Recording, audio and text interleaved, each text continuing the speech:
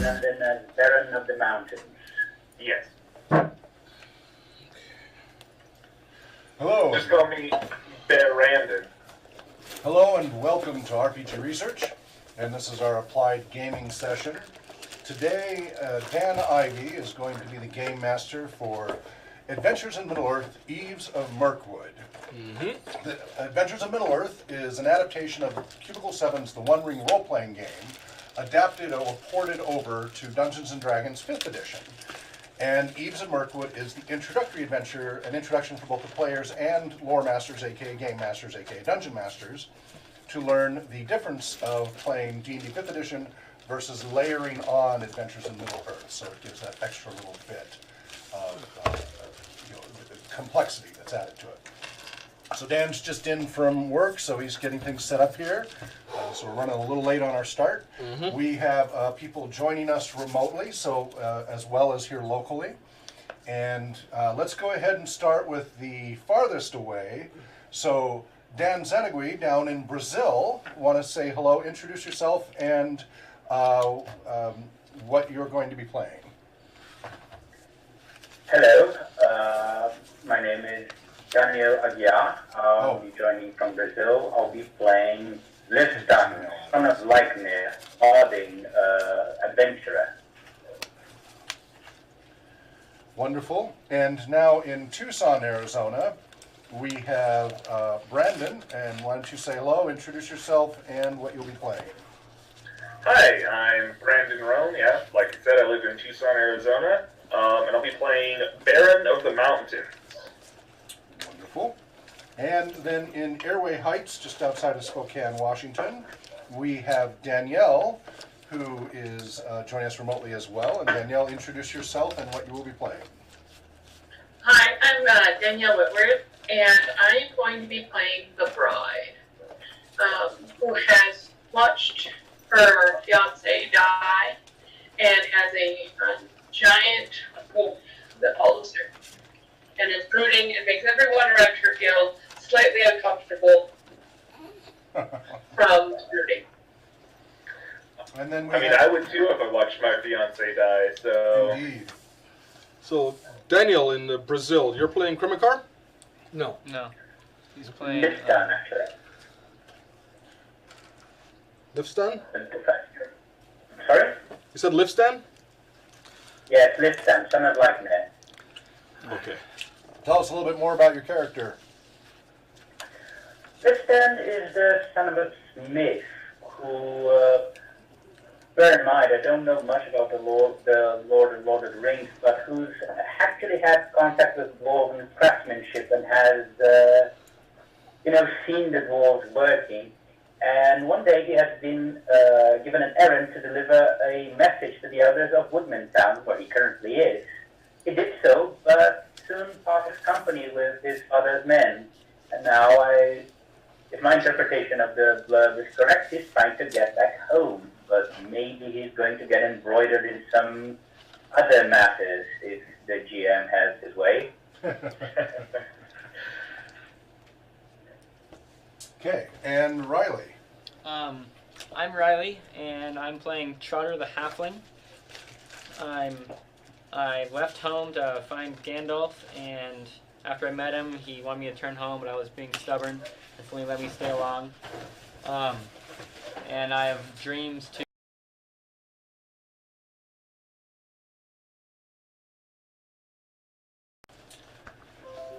Something got reset. Did we lose you guys?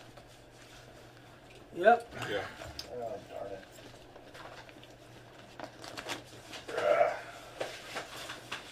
Another bag of miniatures here.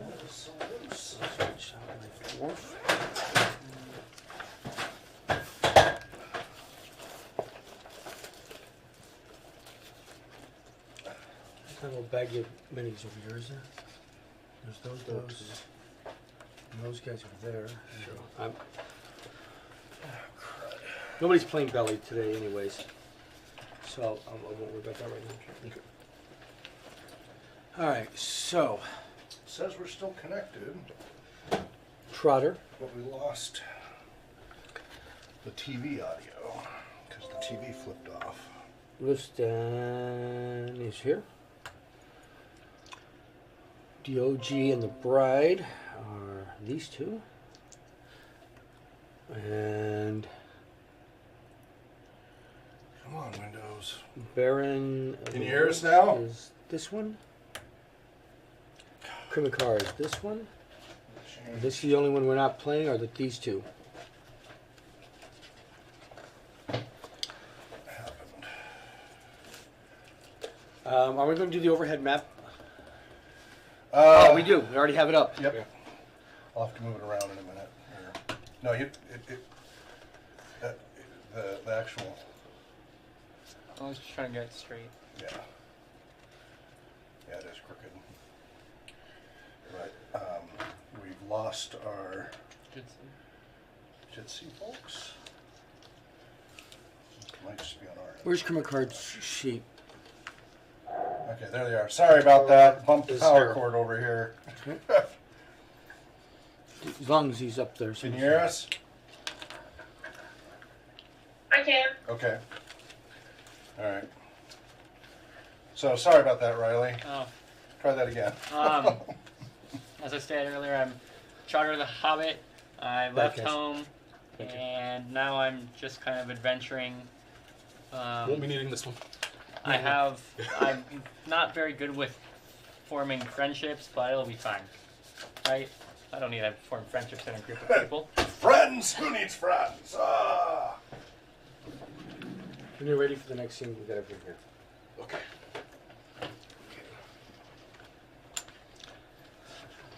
So I guess I'm next. Huck, did you Yes, choose John. a character? I might just be in observation feedback notes mode because he's got a large enough group. Yeah. Between everybody being remote and stuff, I think it'll be easier on him not to load up another player. So I'll just be taking lots of notes. I am Krimicar, High Elf of Rivendell. I have dealt in Imaladris since its founding, living only once in my long years when Gil-galad called all banners to him in the last alliance of elves and men stormed the black land of Mordor. Those dark times rarely leave my thoughts, even in the place so fair as the hidden valley of Rivendell.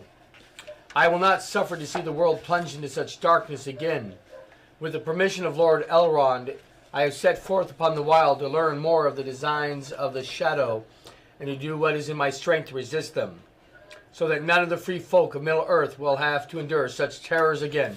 By the way, I'm John Wilker, President of RPG Research, and here to play games. And learn how to play them better. And Yes. run them better. May I ask a question? Please, Brandon. By all means. When is this game that we're playing set? This is- Everything in Adventures in Middle-earth is set between 5 years after the end of The Hobbit up until the beginning of Lord of the Rings. So this is about 5 years after the end of The Hobbit. Oh, I see. Okay. Is that my camera right there? Okay. Can we move the Jitsi icon so that the map is more visible?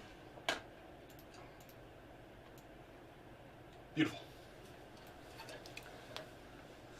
Now, because of the way the green screen sets up there, the map has got some strange things, including a microphone right there.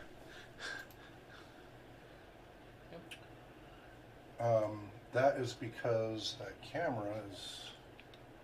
You may have to deactivate and reactivate it. Well, no, it's because It's too... the camera's too aim High. high, so it's catching that. I think. Even though it's Don't worry, you know what? You guys focus on the game. I'll worry about the digital stuff. You guys get the game going. Okay. I'm going to quickly, if you don't mind, I'm going to show on the camera the miniatures that we're using so that everybody knows what they're looking at. This is Listan.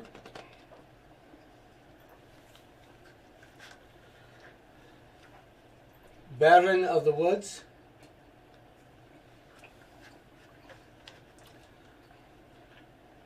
Trotter.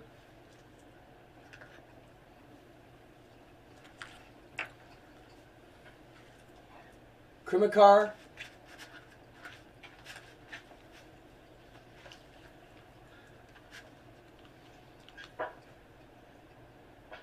the bride,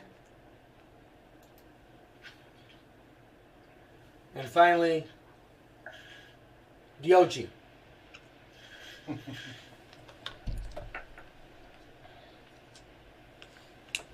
Okay, are we ready?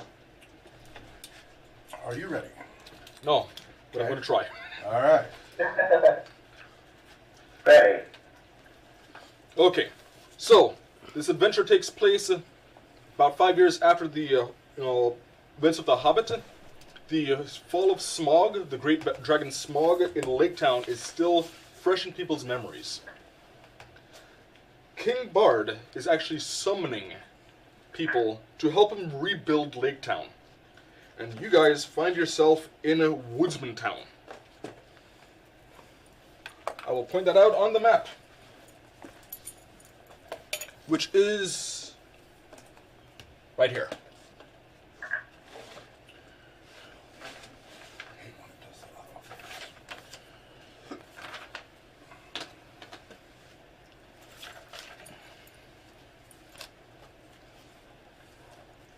Now, each of you has your own reasons as to why you are currently taking the path of the adventurer, but as I said, you are currently in Woodsman Town. And Lake Town is still quite a bit of a way, and the journey can be harrowing. I want to know what you guys are doing. What are you guys doing in Lake Town? What time is it? It's morning. In fact, it's just past, it's spring. People are beating the dust off of their rugs from winter. So spring has just broken. Do we already know each other, or do we have to find each other and introduce ourselves? I'm going to assume that you guys know each other already. You guys have already introduced yourselves. You all seem to be strangers in a strange land, and, the bride is a stranger wherever she goes. Okay. Baron of the Mountains has just come back from a hunt, where he's in the market trying to sell, just some squirrels, maybe a beaver that he's caught. Okay.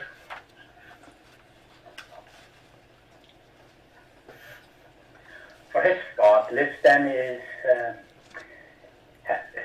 observing the sheen of his father's blade in the morning, holding light, thinking about what he's heard from the bards, weighing the options of returning home or perhaps delving a little bit further into Lake Town, was it? That's a new place. That's a new place he could see. There are plenty of interesting people around here. There might be even more over there. And he's never been over before, but he knows his way back, right? Can't be that much of a... Can't be that much of it. So Dan, it's really important, especially with remote players, that you call on each person to speak, to tell them who's going to speak next, because otherwise there's going to be a lot of dead air and a lot of confusion. Okay. So that was Dan in Brazil who just spoke. Okay, Lifston. and Lifston. And before that was... It might be easiest just to call everybody by their character name. Yeah. That was Lifston, and Baron went before him. Baron went before him. Okay. The bride, what are you doing, other than brooding? I am standing near in the marketplace near the pottery maker, wondering, just standing there, looking brooding, wondering about her one-legged stool. Okay. Trotter? So you're remembering that from a previous game in a different Dungeon Master. Got it. I am looking to see if there is a weapons shop that just sells small arms. Okay. So everyone seems to be Grimmakar. What are you up to? Krimakar is wanting to turn some of his silver pieces into a longsword. Okay. So, Brennan, you went hunting. Brandon is the name. So Well, no, he's using Baron. Oh, Baron, sorry. Baron.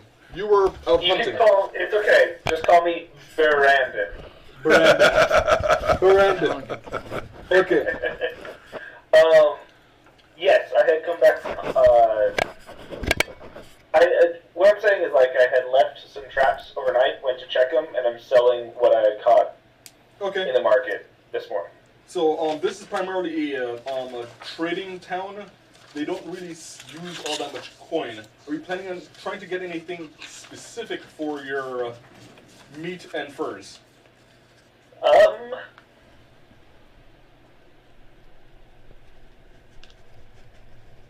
Let me think about it for a second, please. Not a problem. Liston, you were also wondering about town and thinking, how would you get to Lake Town? Go ahead. I think I actually have a trait that helps me figure about new locations. Would this be applicable right now? What trait is that? It's, let me see here. One moment. It's Lore of the Lost. When you hear about new regions or runes for the first time, you probably know at least a little bit of lore about it, where you can likely find, where you can likely find even more information. Okay. Do you know if that's a roll that he needs to make, or is that something he just knows? Some things are automatic and some are rolled. What is this? Is this a cultural trait? What was it again? Or the last big one for you. It's a feature, just a normal feature about cultural virtue. Okay, cultural virtue. You said No, it's not a cultural virtue. It's it doesn't have a type. It just Does it have a a page normal number? trait. Lore of the Lost. Lore of the Lost. 140. 140. Okay, Lore of the Lost. page. Page 140 is the answer. Okay, so it's up to the GM whether you want to roll or not, but generally it's not rolled. It's that the GM gives them a little bit of information here and there. It's kind of a semi-automatic thing. If the Okay. DM can't decide how much to give them, the DM could roll to kind of decide if it's more or less. But So in your travels, you've kind of learned what type of people would generally be in the know for exploring certain areas, and you're drawn to old England, a charcoal burner, who is being observed right now by the bride. She seems a bit road weary and may know this area better than most. I see. Mind if I roleplay this encounter, perhaps? Oh, not a problem. Alright, let me just think about this.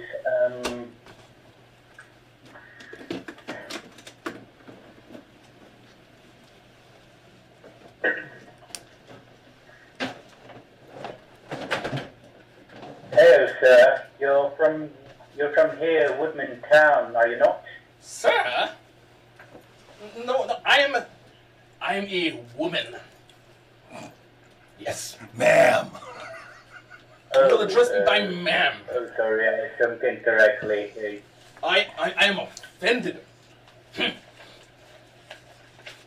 Make sure that the Oh, spiders don't terribly get you. sorry. I swear, you said, oh dear, that's, my apologies, ma'am. I'm not from around here. Where are you from? In real life, so this is a bit disconcerting. Let me get my bearings back. Are you planning on leaving? And traveling? I'm sorry. Are you planning on being I'm sorry, goblin didn't food? catch that. I'm sorry, I didn't catch that. So could you repeat that? Are you planning on being goblin food? Move the microphone more towards you. Are you planning on being goblin food? Or maybe a spider's trappings? Is that what you want? Well, not directly. I could end up there if you help me, if you wish to. I was looking for information about Lake Town, I believe. That's a long ways away. Yes. How long would would you say? By foot?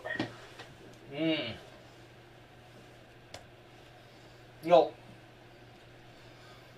there's two routes that I know of. There's the direct route, and with some luck, you'll never make it. There's a longer route where you take the northern road. You take that all the way to what is that? Yes, there. Forest Gate. Through the forest gate, and then you head west. That will take you considerably shorter time than never making it. East. East, yes, east. Just West go is there. where you get where you become goblin food. Yes. And you keep on heading. If you veer off the path, then you may end up entertaining some spiders to dinner. They don't like sharing their food. Oh dear, and what's that talk about goblins? Are they common in this area? Common enough. Bjor's folk have helped thin them out. From what you said, they're quite troublesome as well, right? Can you repeat that, please? Yes, the goblins, they're quite troublesome from what you said, right? Yes, yes, they are. Well, the folk around here have been clearing them out, but they breed sometimes faster than rabbits. I'm sorry, I didn't catch that. The goblins breed faster than rabbits, and they're twice as nasty. They've got sharp, pointy teeth.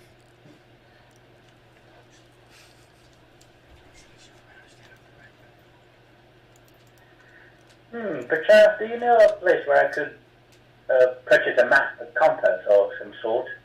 I'm of course out of character. I'm assuming I don't have these amenities included in my traveling gear, or do I? What are you looking for? Map and compass. Map and compass. I don't know that a compass actually Compass exists. isn't really a thing yet. I don't Map, know what map that is. is. Yeah, No. that's too modern. A map is possible, but not a compass. No, you're one of those newfangled folk. You rely on other things than your wits. No, we don't breed those type of people here.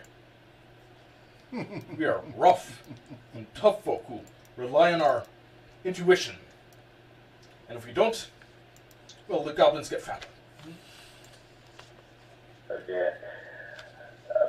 At this,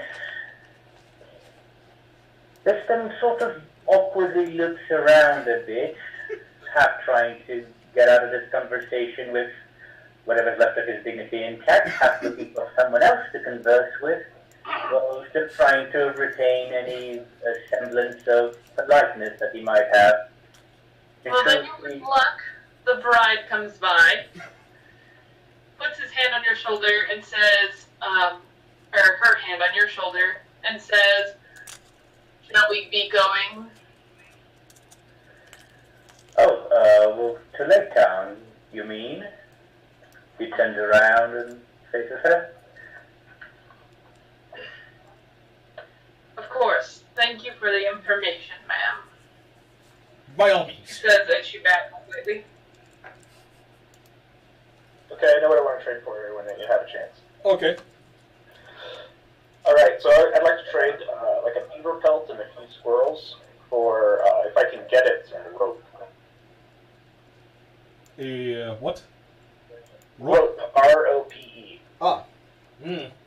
How much rope were you looking for? As much as I can get. Wasn't around. You said a beaver pelt and what else? A few squirrel pelts. He'll take the beaver pelt and he'll give you 50 feet of rope, but he's not really interested in the squirrel pelts right now. Okay. For the meat, I'd like to trade like the actual like the raw meat just for some like dried trail rations. Odo the Shepherd will happily trade you the 2 squirrels, including the meat and pelts, and the beaver meat, for I want to say 2 rations of mutton, dried mutton. Okay, so I'll trade the beaver pelts to the person for the rope, and then I'll take the mutton. Okay. You said 2 rations of mutton? Yes. Awesome. Cool. Once I'm done with all that, I'll approach my acquaintances. I'm not really sure how we know each other, but and just say, I'm sorry, I overheard what you were saying there. You're heading all the way to Lake Town? Well, yes, I thought they were building there. Oh, by the way, do you have any, had a fruitful hunt? I'm quite thankful for the meat you provided that other day. Anything to, get away from the rations. Oh, yes. Yeah, well, I mean, rations are good to have, but, they can't really replace the mid-fresh meat. Anyway, I was planning on heading that way myself. I think I'll, do you mind if I come along? It's dangerous in those woods, and more people, the more eyes, if you know what I mean. The more the merrier. Good. Let me grab my stuff, and I'll meet you back here in just a minute. Okay. Trotter? He walks off to gather his stuff. So, did I find the weapons shop? Or? Yes, you found someone who is selling axe heads. I'm guessing that they don't sell daggers in this axe head shop. No, let's see. Actually, considering he sells axe heads and iron pegs, he's probably got a couple of daggers. They are quite useful and utilitarian. Well, I would like to take one of those off your hands. For equal share, of course. What are you offering?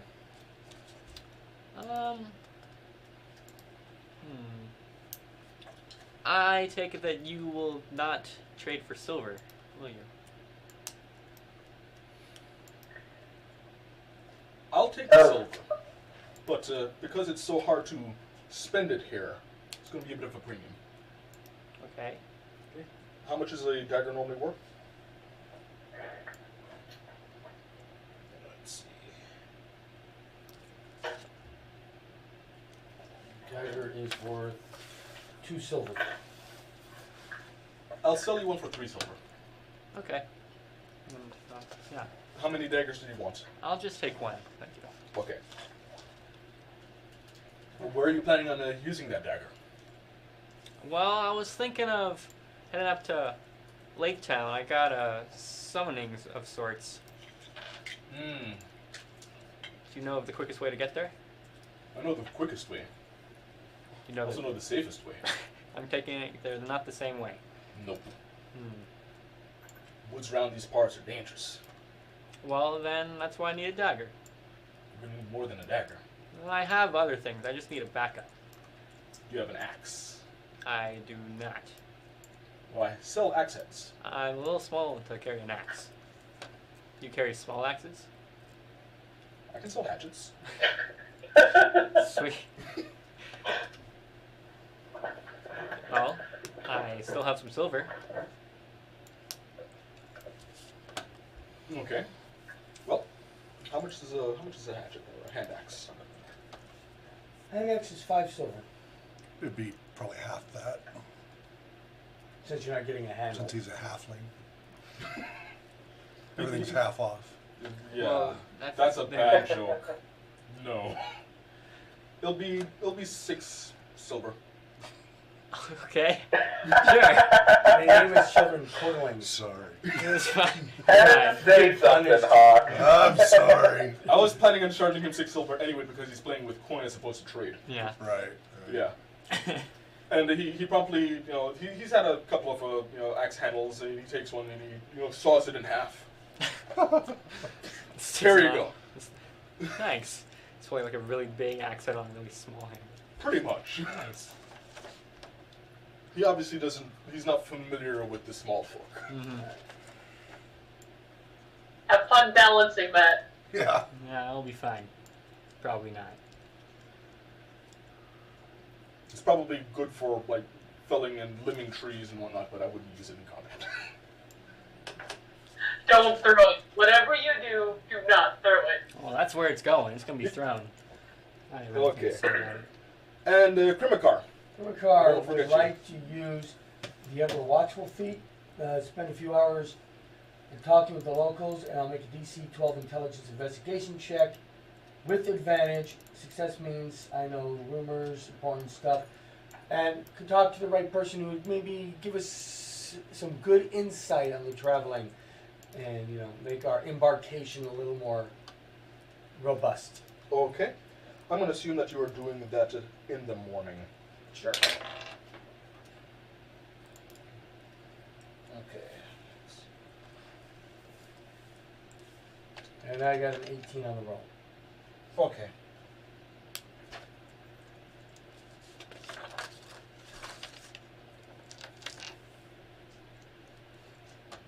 As a warden, I don't have very many special features, so I might as well use half of them now. Oh, wow. Good strategy. Oh, I'm a warden too. I feel like you have I different... guess we'll inspire each other.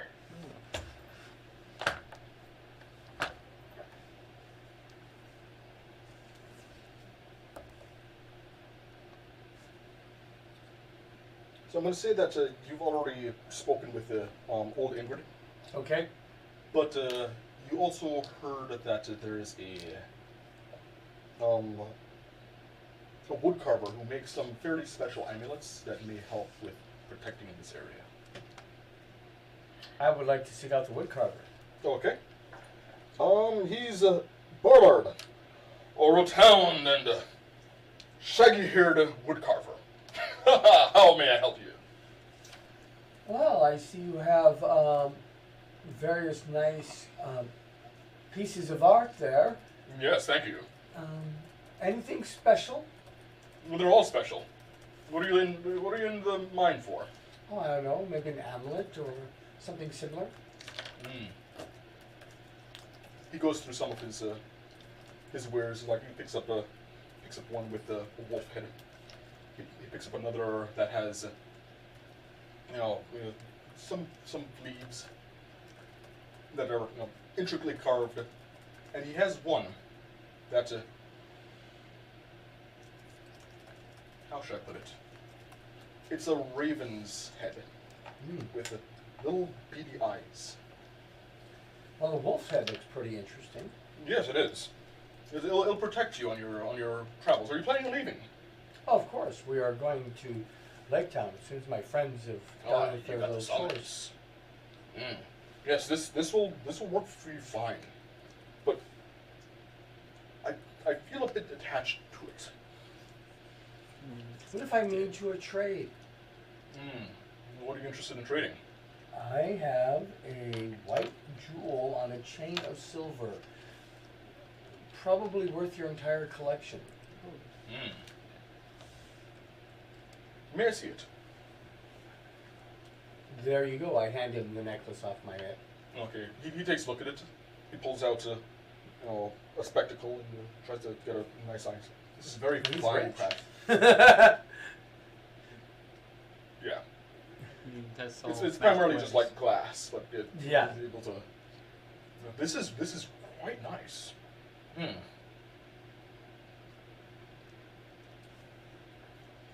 I will make you that trade.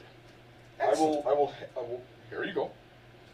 In fact, I will give you your chain back so that you may hang it. Because that sounds perfectly fair.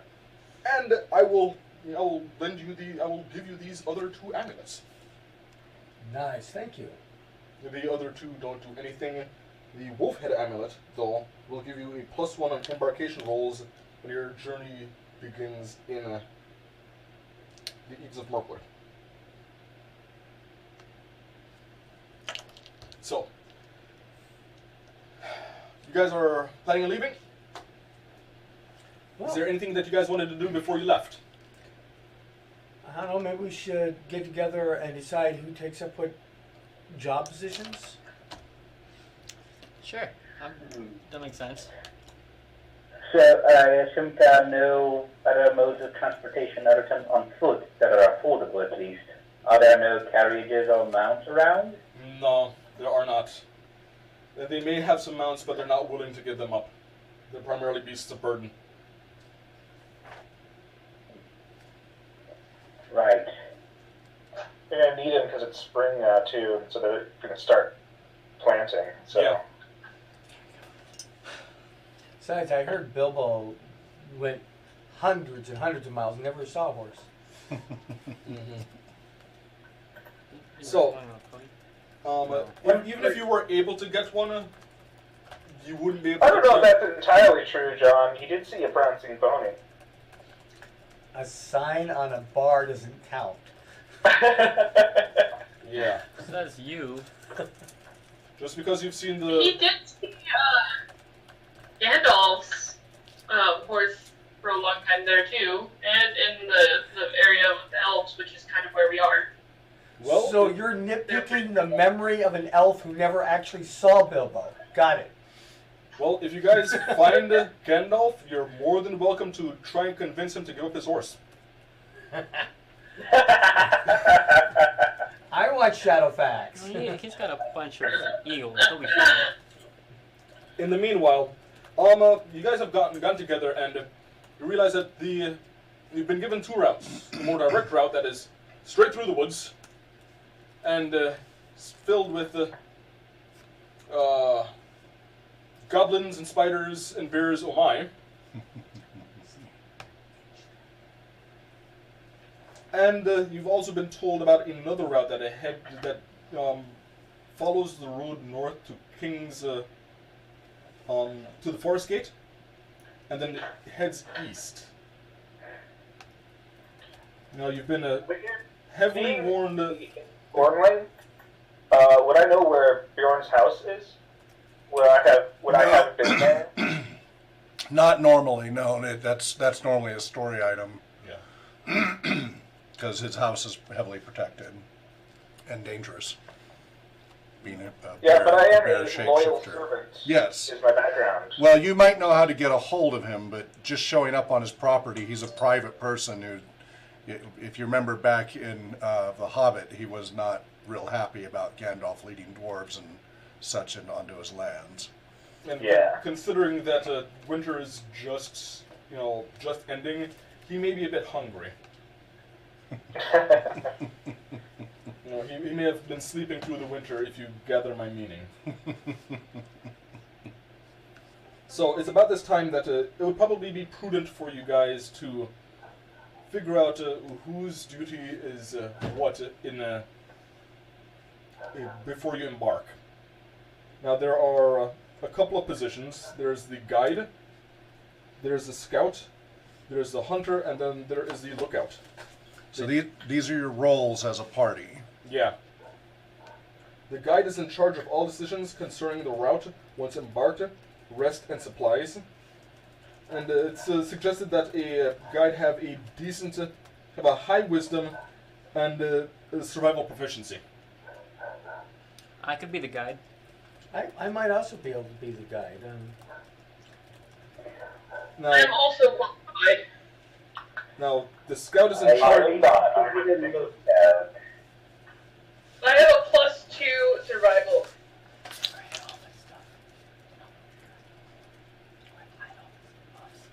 +3 perception is no way.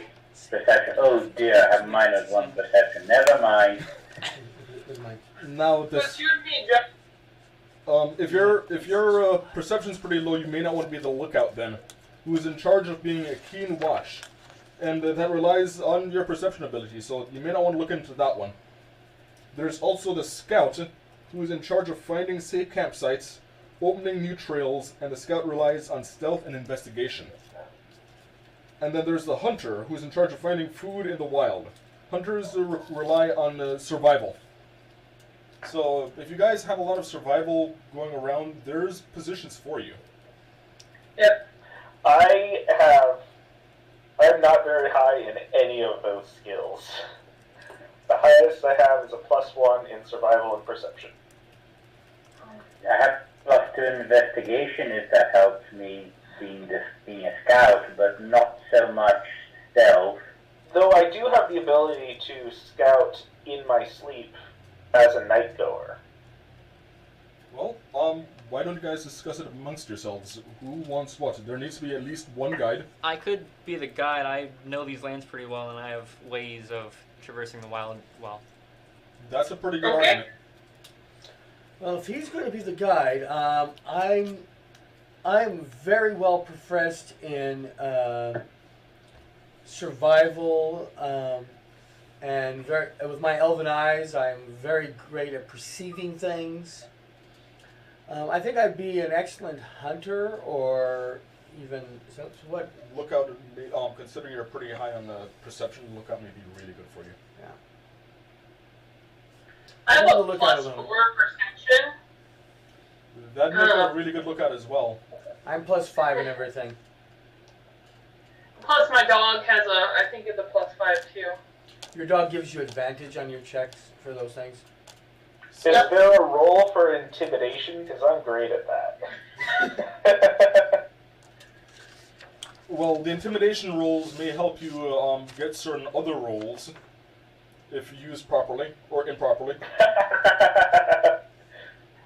So who has a good strength? I do. Then we should probably put you as the scout. Wait, why is that? Well, Yeah. why does being muscle bound make him a good scout? Or no, wait, I thought it was stealth. I read the wrong word. Oh my god, I'm still super Careful. picky. I do have +2 to stealth, so I could be the scout. Okay. Stealth. And I have an ability called Night Goer, where I can enter a dreamlike state, and basically in like a spirit form, I can travel the tracks made by animals across length and breadth of the wilderland. Those are Yeah, some that pretty is decent pretty abilities good. for scout.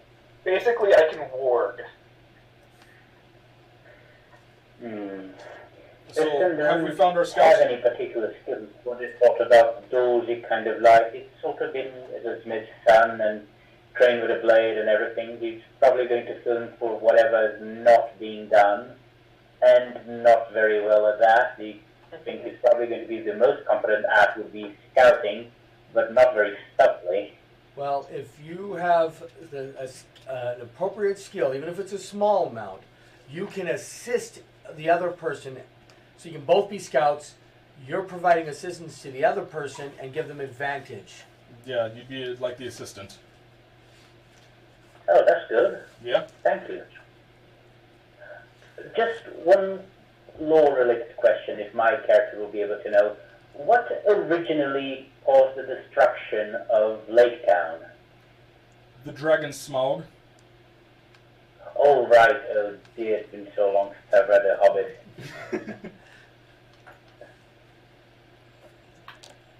So, the scout was looking for like places to camp, right? Yes. And was there something else? Looks like the only thing that we haven't found is a hunter. So who's the lookout? The bride. Right. So I'm an excellent hunter. Great eyesight. I can see in the dark. I can move very quietly through the woods. Spot that deer. I'm really excellent at tracking. I think I would be your best hunter. Besides, elves do it better. Elves do it in the woods. Hunting. Bring down the ego a bit. I'm a high elf. We're just the best, okay? Okay. So, is everyone happy with their roles? Sure. Yeah. Okay. Does everyone have a role? I mean, I don't really have a defined one. I'm basically backup because I don't have much of anything. I can help the scout search things out, but if I do, my lack of stuff will probably attract the attention of a few things that are paying attention. Okay. Now, So, friend Trotter, Yes. since you are in charge, the alpha of our pack, so to speak, Okay. I wouldn't. He's say- like, what? that's like, weight on your shoulders. I don't know if that's what the guy. I'm pretty sure I'm just supposed to get you there. I don't have to be the. that's what the guide's position traditionally is. You, my good friend, are the alpha. Okay. And as such, Uh-huh. I feel it only worthy to bless our journey by giving you a gift. Oh, thank you. Here is a wonderful wolf's head totem that I recently acquired that will help us in our journey. And I place that with you. Why, thank And you. I partake all the wisdom that Ingrid gave me to you. Thank you. Mm-hmm. Between the amulet and what Ingrid has told you, you should be getting a +2 on the embarkation roll. Okay. Yes. So let us get on with that. Now, what is the peril rating for this? Let's see. No, I'm sorry, that's far too perilous. Castle Anthrax. That is... Riley's helping you. I'm pretty sure it's 2. If I remember last time. I was gonna say, yeah. But then it's -2 because we're traveling in my But region. it's important he knows where to find Yeah. these things Yes. because this is his first time running this. So. Where is that?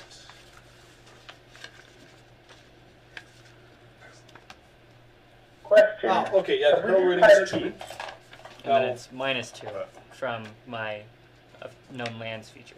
so What was that, Dan in Brazil?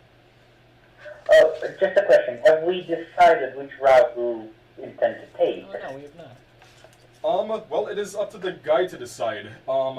Guide, what route are you taking? I would say that we should probably take the safe route. So you're because going if- direct. No, I said the safe route. Oh, okay. Yeah, I concur. Because of how much they warned us about not going the direct route.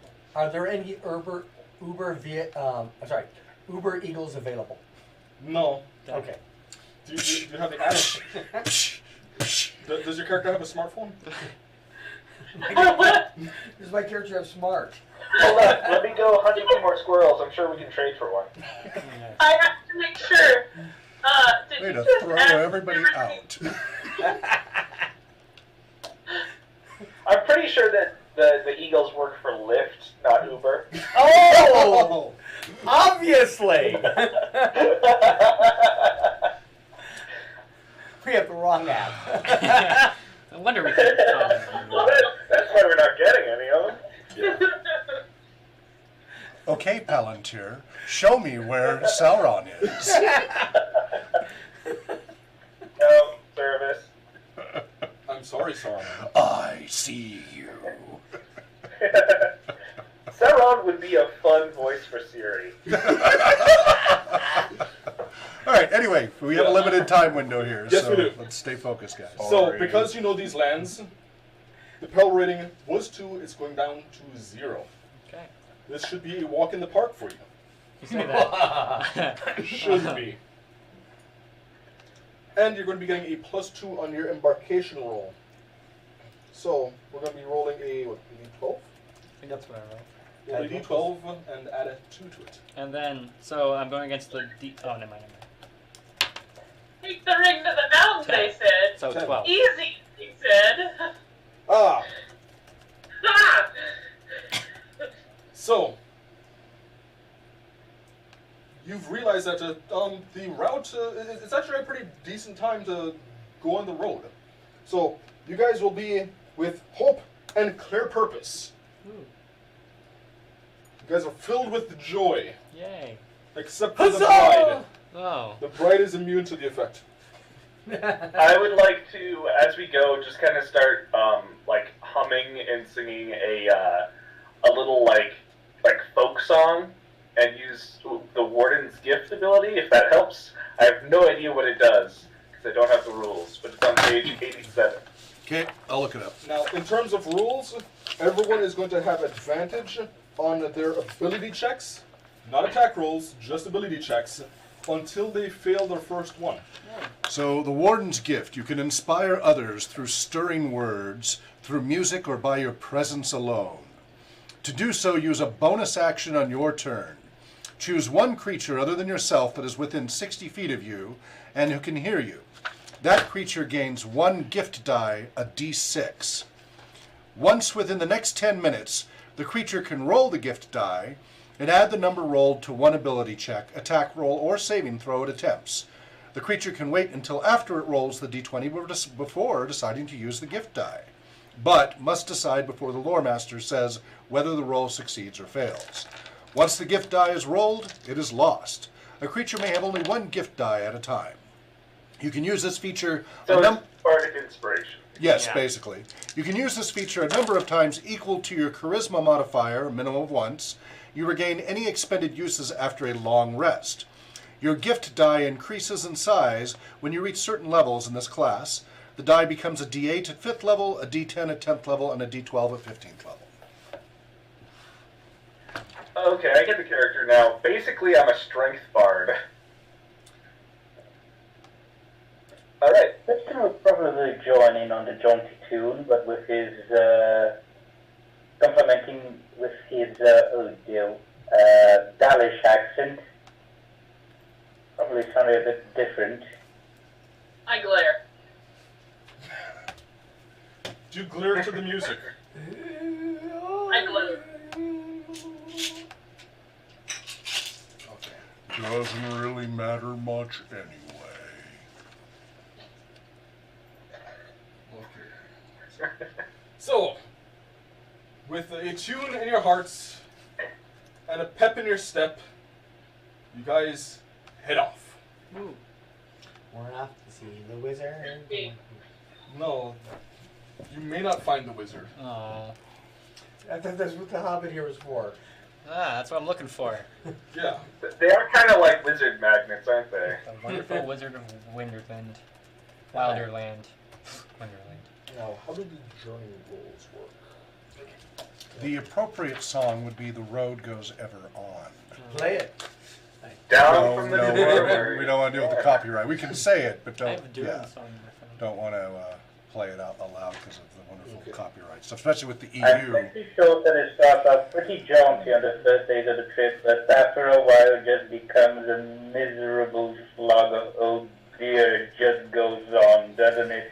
The road goes ever on and on, over rock and under tree, by caves where never sun has shone, by streams that never find the sea, over snow by winter sown, and through the merry flowers of June, over grass and over stone, and under mountains in the moon.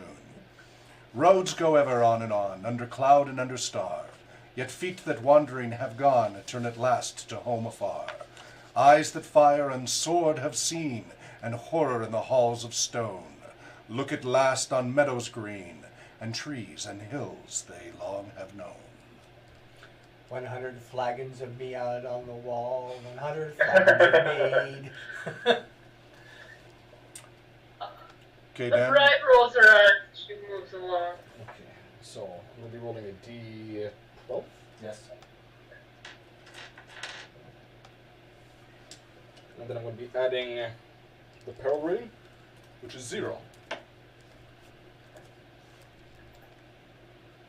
Okay. So as you guys are traveling, you come across an ancient stone bridge across a steep gorge, and a fast-flowing stream has collapsed it, cutting off the path ahead. Your company must work together to make the safe crossing. How wide is the river? I want to say it's about 15 feet. Okay. You could throw the hat. Well, it's a good thing I bought rope. Yeah, just hand it to me, toss me across, tie it to a tree, and you guys can just tie rope across, right? That's easy. 15 feet across. Yeah. Yeah. With all I the mean, yeah, equipment and everything, I'm a bit concerned. This one actually grabs the stick of the ground he can find, but tries to test the water, the depth, and the current to see how strong it is. How it's sick. You don't have to use the stick to figure out that the current's pretty strong. You can see it rushing through. It's what took down the bridge. Yeah, Spring runoff. yeah. Yes. That's not And good. So, are there? So there's a gorge. Is there trees on the other side, or like, is it just like barren? there are trees. Danielle was trying to speak too. Yeah, yes, Bride? Well, I said, so dwarf and or hobbit, can you swim? We don't have. Oh, I see how you get that. I'm not actually a dwarf, but like, I get that a lot. Don't worry. You can tell from the current that you wouldn't want anyone trying to make this swim.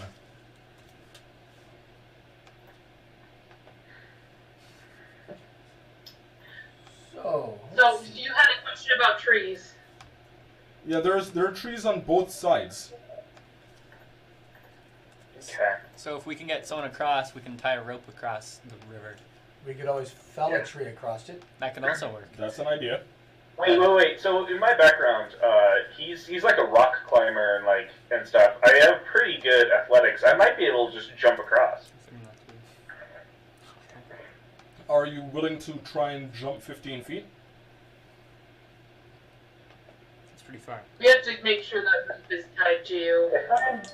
If I understand it correctly, the amount of feet that you can jump across is equal to your actual roll. So 15 feet across, you would need, if you had a +4, you need an 11 at least. That's a 50% chance of basically dying, if I understand currents correctly. Is that the way that works? Or like if I get a running start, would it be easier to jump? Like I just want to. I've never been very good on the jump checks. There's handbook. There are running starts, but usually I'm more accustomed to Pathfinder. I think generally it's +2, that would be a +10% chance of not dying. Maybe it's just me being rather conservative about such risk, but I think we'd ought to think of alternatives. Does someone have a bow? I do. Why don't we just shoot the arrow into a tree across the river? I'm not sure that that's gonna hold all of our weight though. Especially. We send the hobbit across, Oh. and then the hobbit secures him. And if he falls off, we have the rope, pull him back in. Try again. That's not a bad idea, actually. Long jump. When you make a long jump, you cover a number of feet up to your strength score if you move at least 10 feet on foot immediately before the jump. When you make a standing long jump, you can leap only half that distance. Either way, That means that if I make a running jump, I'm sorry to interrupt, but my strength is 16, so I can totally jump that. yeah, 16 feet. Either way, each foot you clear on the jump costs a foot of movement.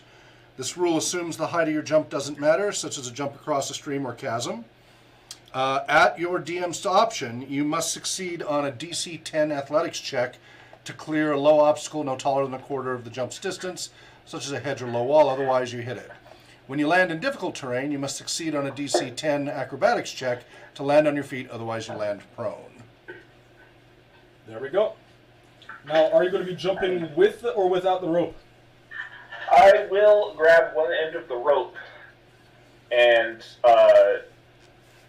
it's 50 feet, so that should be plenty. And then I'll hand the other end to the bride. Dixon would actually interrupt him and attempt to tie the rope around his waist, saying, "You should really be careful around this. Your grasp may fail if you end up slipping. You don't want to lose a friend." That's a pretty good idea. Thank you. Or Okay. when I in take midair, the they rope. go. Take them back. Okay. I take the rope and I go to this tree and create leverage by wrapping it around and holding onto it. Good idea. Yep. This one will help as well. Is the tree close enough to the gorge that I won't be like mid-jump and it snaps me back? It's close enough. I Okay, I chose was gonna ask how far away. three. As long as nobody plays a prank on you. Yeah, I mean, I just wanted to be sure.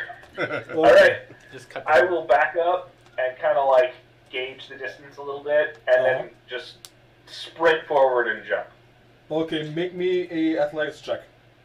While he's doing that, I'm looking to see if the bridge could have been easily repaired and all you had to do was walk across. So I rolled a 17. I have a 5 athletics. It's going to be a 22. Okay, make me an acrobatics check. And remember, you have advantage until you fail. Yes. I have advantage till I fail. Yeah. Right. So roll your 20 twice and take the better number. Alright, well, that's going to be a total of 19. Okay. So you make a run. You know, you line up your path. You sprint. You get just to the edge, and you vault yourself over the chasm, and you stick the landing. It's 10, 10, 10. 9.5. and 9.5 from the Hobbit. No flip. I turned around and with just a big grin and say, used to do this up in the mountains all the time. 21. I do like a slow clap. Alright, just let me tie this off over here and then you guys can come on over. So, as you are investigating, Excuse me. Oh, sorry, I'm gonna advise that I tie off my end first and you pull it tight, so that way we don't lose much rope. I'm sorry, what was that again? I tie off my end and you pull it as tight as you can on your side, and then tie it off so that way we don't lose much rope. Well, we have 50 feet of rope, so if you actually like loop it around that tree and then toss it to me, like the other end, I might be able to like tie both ends here, untie it here, and then pull it across. Make kind of a V-shaped rope bridge.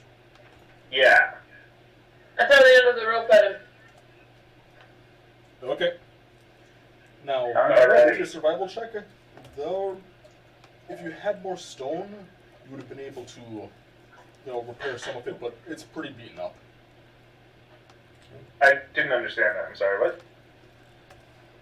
He was explaining to me, Krimakar, who decided to examine the bridge to see if it was repairable, and he says that we need more stone to try to do any repairs to the bridge. Yeah. Okay.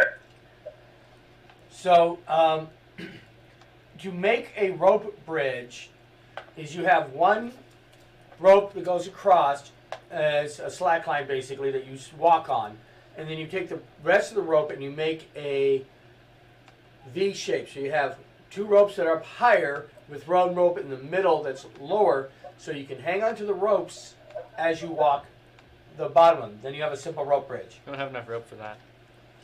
It's 15 feet, correct? Yep. 15 times 3 is 45. 45. We have 50 feet of rope, And then we have to tie it on both sides. The trees. which is what? Another 2.5 feet on each side? Yeah, that might go slightly So up. we don't have rope. It'd be a little tight. Very tight. I'm going to say that you've got enough. Okay. To make a The simple- tighter it is, the easier it is to walk on, though, isn't it? Correct. Okay. So who's going to attempt Okay, to sure, we can try that. who's going to attempt to make this walk first? Oh, I will. Because why not? Okay, go ahead and make me an acrobatics check. Oh, he's an elf, right? He only needs one rope then. Come on. That's the hobbit walking across first. Okay. You say acrobatics? Oh, Yes. 20. Not. Okay, the Hobbit makes his way. It looks like. It seems like this rope was made for him. It barely even bends. It's like the rope isn't even slack. So this is if I You can make bring it across. Sweet. Who's next? I will go. Not me. You'll go. Yes, I am confident in my elven ways. Make me an acrobatics check. Thank goodness I'm still at advantage. Ooh, thank goodness I'm still at advantage. 13. You're Yeah. confident, and halfway through, your confidence starts to get a bit shaky. But you make it. Yay! So you know how the difficulty class is developed? It's based off of the peril rating. Yeah. Yeah. Okay. So right now it's a DC 10. Because. Yay. Yep. I meant to do that. So we have Brennan, we have Trotter, we have Krimkar, we have the bride, the dog, and Lifston left. Who's carrying Who's the next? dog across? Oh, Mike's the dog. I will. Can I take someone's cloak? I'm going to do, like, the cloak so that I have the back end of the dog wrapped in the first cloak, and then it's tied to the second cloak and the front end wrapped in, so it's more like a satchel than a dog. Okay. Anyone willing to lend her a cloak? I'm already on the other Oh, side, I- otherwise I'd say yes. Yeah, I'm already on the other side. It's a fancy cloak too, quite warm. It's, let's see here, a fur-lined traveling cloak. I'll lend it to you. Alright, I make the knots when the next person goes by, Okay. and then I'll go. So, Lifston? Lifston? Oh, yes. She's tying the knots. It's your turn to go. I'm going to require an athletics check with advantage. Athletics or acrobatics? Acrobatics check. Yes.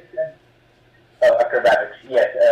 Are there any modifiers for the fact that I'm probably wearing armor and quite a bit of gear on my back? No. Right, so my acrobatics is at +1 then. Mind if you roll for me? I don't have the dice ready and I don't want to make noise. It's 1:30 a.m. here. Yeah, you need to do the rolls for him. Sure.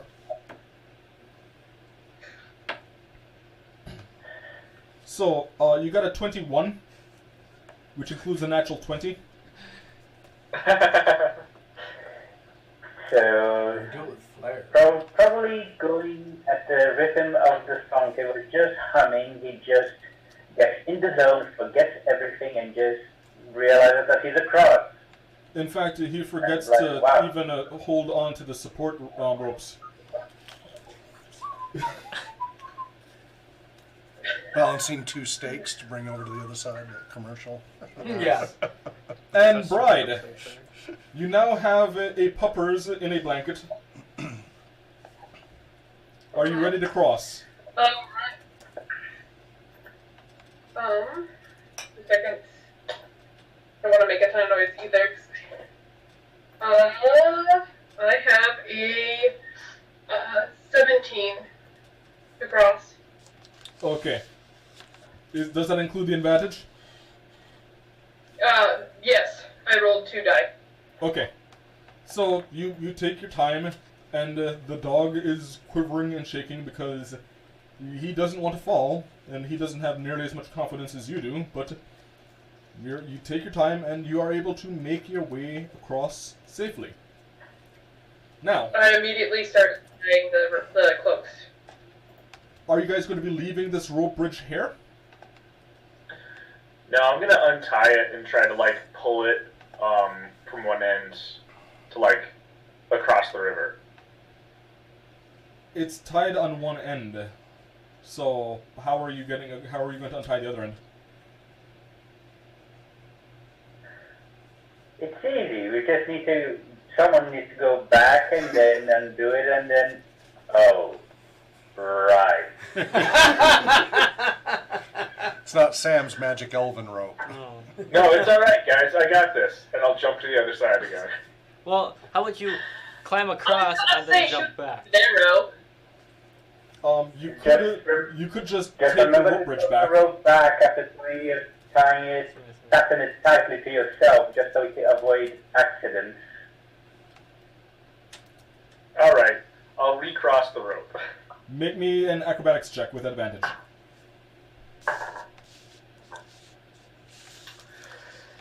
10.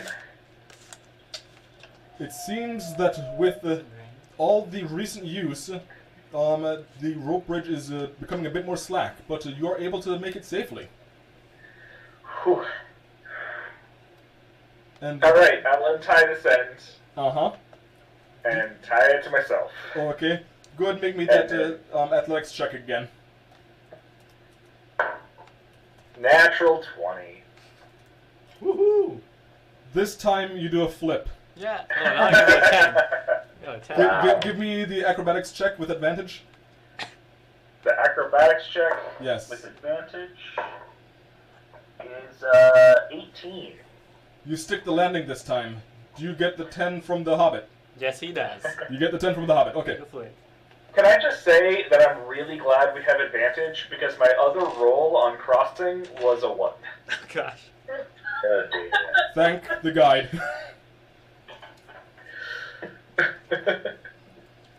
Thank guide we made it. I know. I was, Yeah. So, you've successfully crossed the stream. Okay. A couple more days pass, and you come across. Actually, everyone, give me a perception check. Ooh, my favorite. Oh, right.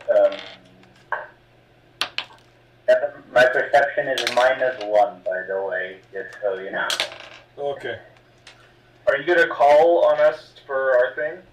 I will. I have double advantage. What does that mean for me? It Nothing. means you have advantage. You just roll 2 Okay. dice.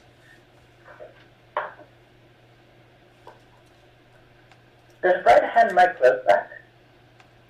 I did. Oh, nice. Probably smells nice. It Dog. smells of I like scared that dog. smell. It could have smelled like wet dog, though. So, I mean, at least there's... Yes. it's an upgrade. Don't get out. I'm not a barbarian. Wrong system. Technically,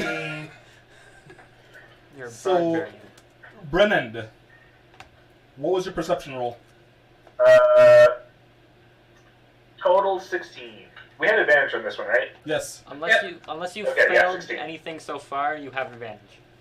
I have not failed, so yeah, 16. Okay. Livston, what is your perception roll is a 15. Bride, My perception roll is a 24. nice. Trotter, 22. Krimkar, 16. 16. I rolled low. Wow. So, all of you guys notice that you come across a clearing, and it's been a couple of days.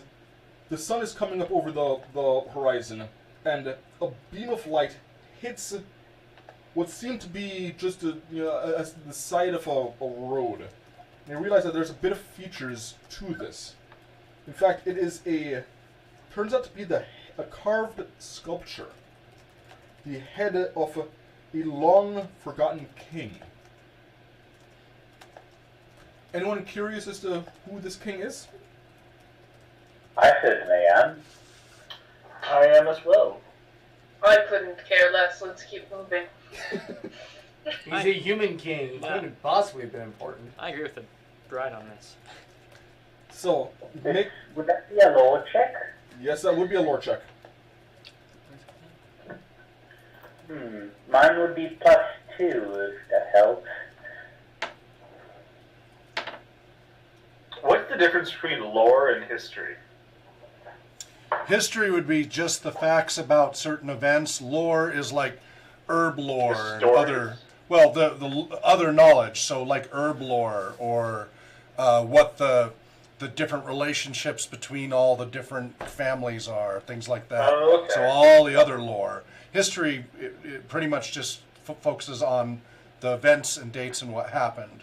And the lore is all this other knowledge. It can also be, you know, how if it's you could have farming lore and other things like that. You know, Or the when to local plant legends. things. Yeah. While any we're of those talking things. about Yeah, this, what legends, is yeah. traditions? Tradition. Tradition is how well you present yourself to certain cultures. Know their rituals and Yeah. what to say, not to Oh, say, okay. things Right. like that. It's very good when Which trying side to of the plate meet the fork goes on? important people. Yeah, there's a lot of political interaction in this game. Even between adventures, there's a whole audience thing. So, unfortunately, no, despite your vast amount of knowledge on lore, this particular king evades your memory. You're not able to really discern who this king was. But he was obviously powerful enough to have a massive sculpture built of him. Ozymandias. No. And unfortunately for you, that is your first failure, so you no longer have advantage. Oh dear, I should have considered Oh, that. did we have advantage of this? Oh, We have I keep advantage. forgetting that. Yeah. So, Well, Listen Moose just shake his head and begrudgingly follow the bride while thinking that, wow, a huge inanimate object just managed to evade him. Even if mentally, that is disconcerting. now, Bride, what did you say your perception roll was? 23. 24. It was a 24, so it was a nat 20 plus 4. So, because you are the lookout, you notice while everyone was enamored with this sculpture that there's a paw print on the ground and it doesn't belong to your dog. It's entirely too big to be your dog. Guys, I think that we're going to get to fulfill my quest before we ever get to the thing. And kill what killed my husband. Make me a What shadow shall lore. your husband? Make me a shadow lore check. Okay.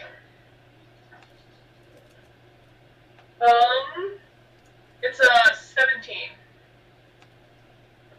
That paw print does look familiar to you. It is of a warg, which is a very oversized wolf-like ally of the goblins. Speaking So of it is not. I can't remember the name. No, it is a warg. Thing that's credited for killing my husband. It It's is. not the. It is a warg. it is a warg. Unfortunately, the warg, Beast of Mirkwood? the beast of Mirkwood, would be a warg, or that's what you Okay. believe. Now, unfortunately, the warg's footprint doesn't have Beast of Mirkwood written in it, so you're just going to have to assume that there may not be all that many wargs in the area. So one would be pretty renowned. Okay, so I did. I said that. We might get to fulfill my quest before we ever get to Lake Town. Why do you say that? This is probably the beast that killed my husband. Can I? What? Sorry. No, go ahead. Can I check the print to see where it's heading, or if there's any other prints nearby? Make me a survival check. That would be a 21. 21. Okay, I'm going to come back to you. Okay. Krimkar, was there anything you wanted to do? I want to look around to make sure that nothing is coming upon us, because if there's a wolf print, and even a giant wolf print, wolves travel in packs. So I want to look around, make sure there's nothing about to ambush us or anything else like that. Make me a perception check. And remember it, I'm going to be coming back to you.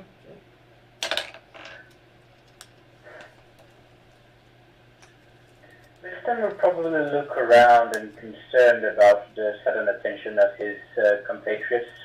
probably trying to keep everyone in sight, knowing that sometimes these pack beats like to pick off people who wander too far. You probably warn everyone to stick together now. Okay. Only a pack can beat the pack. Now, Trotter, what was your roll? 21. 21. You notice that the warp print is actually heading in the same direction that you guys are heading. So it's probably further up ahead. And how long ago did it come by? Because that's one of my... That you're not able to really discern. It's been maybe a couple of days. Okay. What is your perception check? 21. You hear off in the distance some horns. Mm-hmm. In fact, Hey, Bride, does your dog there, does it know the sense of like this beast that you're talking about?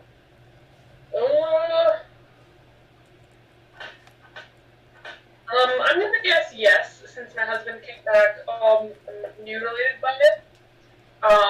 But that's something that Dan, I think you need to take a little control on that. yeah, the dog is. You take note of your dog, and the dog seems more unwary. It recognizes the scent and isn't. It's not comfortable because it seems like it's bringing back some traumatic memories. So we're gonna say yes. Yes. It seems to be indicating so. It's been a bit of a I'd while. like to draw You guys my bow. also notice that you guys are starting to hear some noises up ahead. Specifically, some screams and shouts. Specifically, I grab my great axe I draw my bow. and head off in a battle fury. I follow, kind of, not following directly behind, but I'm going like on a flank to the right. I'll also draw weapons and get my shield out. Can I know what the sounds are? Sounds like battle. Okay. Whenever you get to it, I'll tell you what battle fury is. Okay, can you place them on the map for me? Coming from Hawk's side. Well, it's on the shield first. Tom's probably.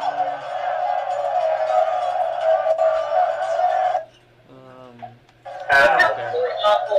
Yeah, that hurts really bad. Really? Is that okay now? That's not so loud?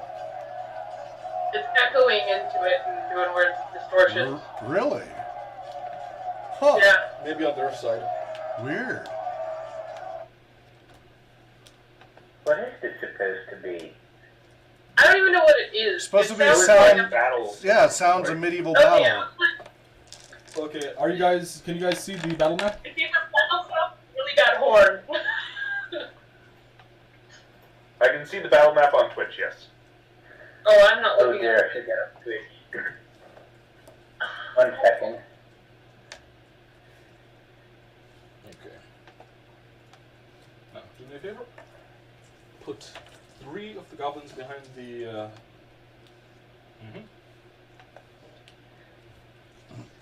Put 2 on top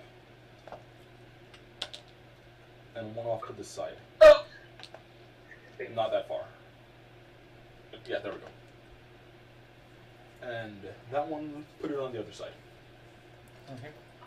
Oh yeah, further, closer to. Yeah, there we go. Perfect. Okay. I will need you guys to roll initiative. Oh, yay. Am I in that group right there? Because I said I ran off to like the right, to flank. Now, do we get... Can you Go ahead, slow answer this that question down first. just a little bit? Right there, stop. What were you saying, Joe? I was, do we have advantage on our initiative since That's we, what I was wondering. since we're... Those of us who haven't failed to check yet. Would I'm going to say no Okay. because it's not possible to fail an initiative check. So, Brennan, what is your initiative?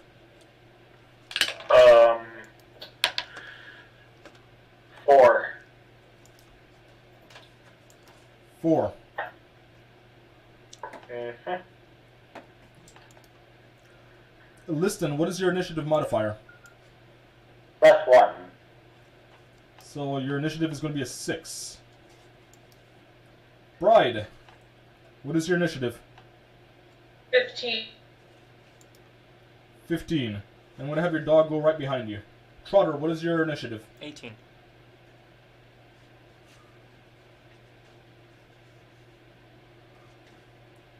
And Krimkar? 13. Okay.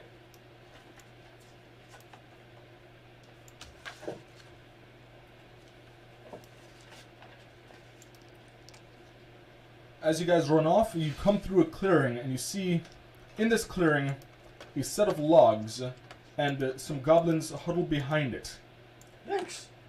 preparing for... They've obviously heard you, and they've prepared some defenses. Further past them, you see a collection of dwarves in battle with some other goblins. They seem hard-pressed. Trotter, what are you going to do? I'm going to aim my bow at the nearest goblin, which seems to be this guy, and I'm going to shoot at him. Make me an attack roll. 17.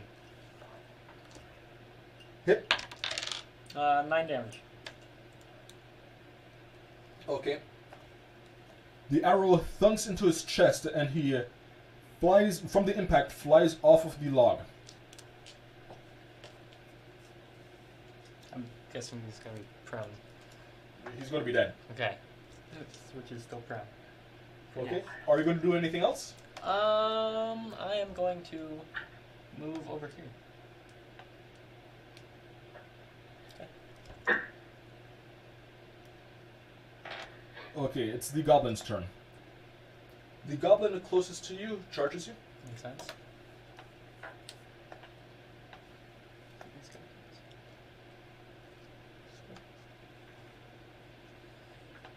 And he is going to attack you with a sword.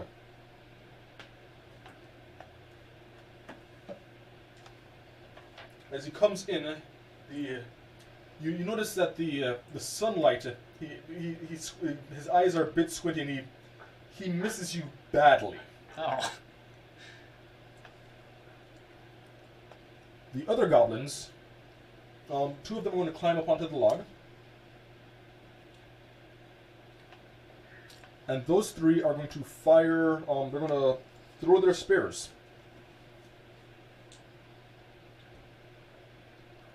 At the bride, the dog, and the one behind him. Who's that? That would be That's Liston. Liston. Okay. Liston, what's your armor class? My armor class is, assuming I have my sword and shield in hand, You don't. 19. Okay. One spear comes at you, but you're able to catch it with your shield.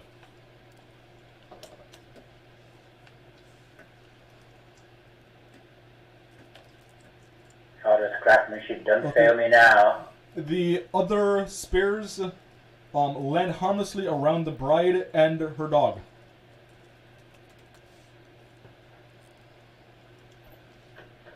The other goblins are going to continue hiding.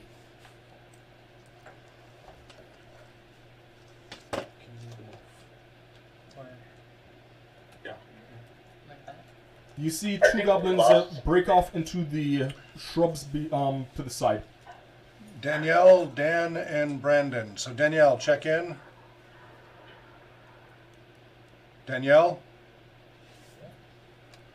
Oh, there she is. Danielle? I'm back. Okay. Sorry, all the internet went down here. Okay. Dan, are you okay? I'm here, I'm okay. Good. And Brandon. Okay. There we go. Thanks, Brandon. Now, as I was saying, Bride, the some spears landed harmlessly around you and your dog, One was caught by Liston's shield behind you, and 2 goblins broke off into the woods. What are you going to do? I am going to attack the 2 goblins. I don't have access to the Twitch stream right yet, so I don't know what's going on.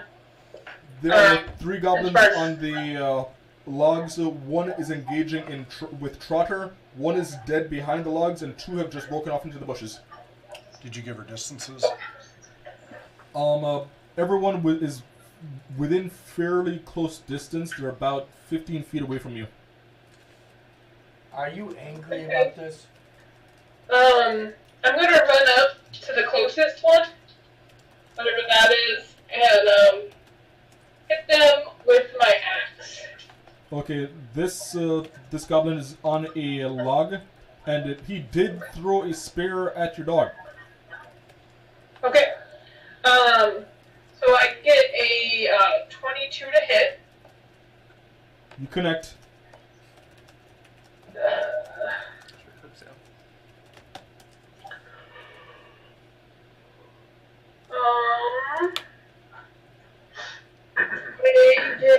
This is a D12, and I did not grab a D12. Do you have one in front of you? I can roll it for you. 1d12 plus 2, and I'll keep looking for a d12. Yeah, I mean, Okay, you do 5 points of damage. Okay, and that's with my plus 2? Yes. Okay. Are you sure? Are you enraged? Yes. Oh shoot, that is other things. So I have Battle Fury. So I gain plus 2, so that's another 2. So that's 7.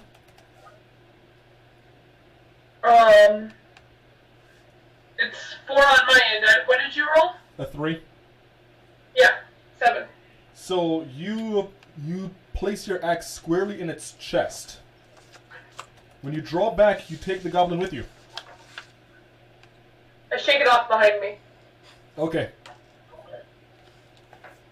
What is your dog doing? My dog doesn't have an action if I have an action. Okay. Grimcar. Grimcar says some wonderful things to the bride and say that you are a gift and that you have a Warren's gift of the dice 6. You have 10 minutes to add it to one ability check, attack roll, or saving throw. So the Okay, so I have a d6 Two. added to Go ahead. so the next attack roll or saving throw, right? Or ability check. or ability check. Or ability check. Okay. Okay. Lifston, what are you doing?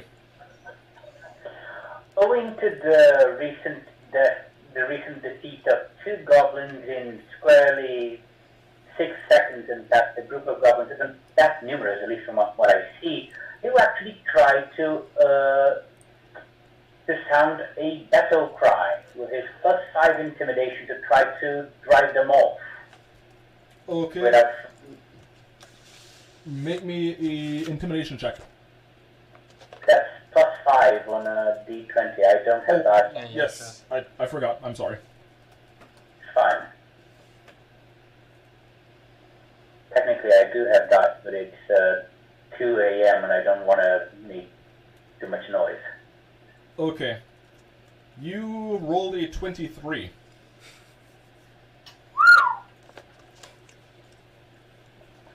scare the dog. You bellow a war cry. You make it sound as if you're calling in troops.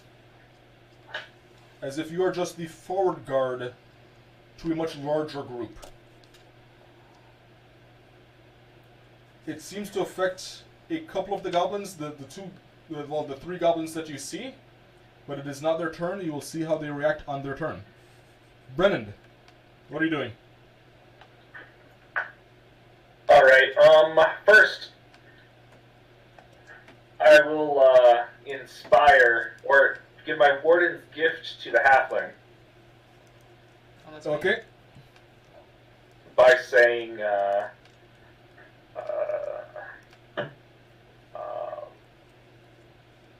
"You've got this, fearless leader," and then I'll walk to on my screen. It's to the right, so basically towards the. I want to get behind the log.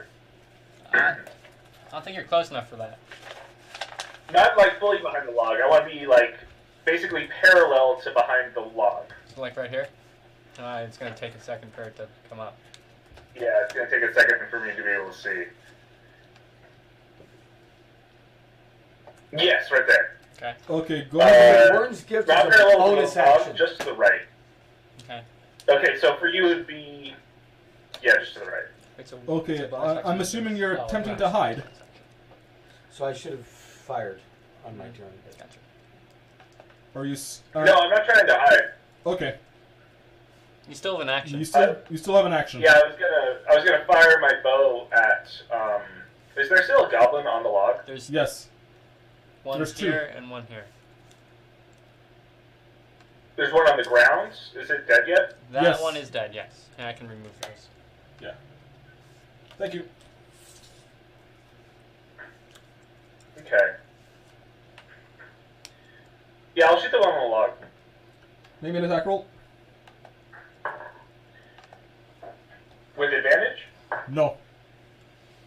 No? Okay. I rolled for my bow is a plus. I rolled a 14. You just hit him. Okay. Drop my dice.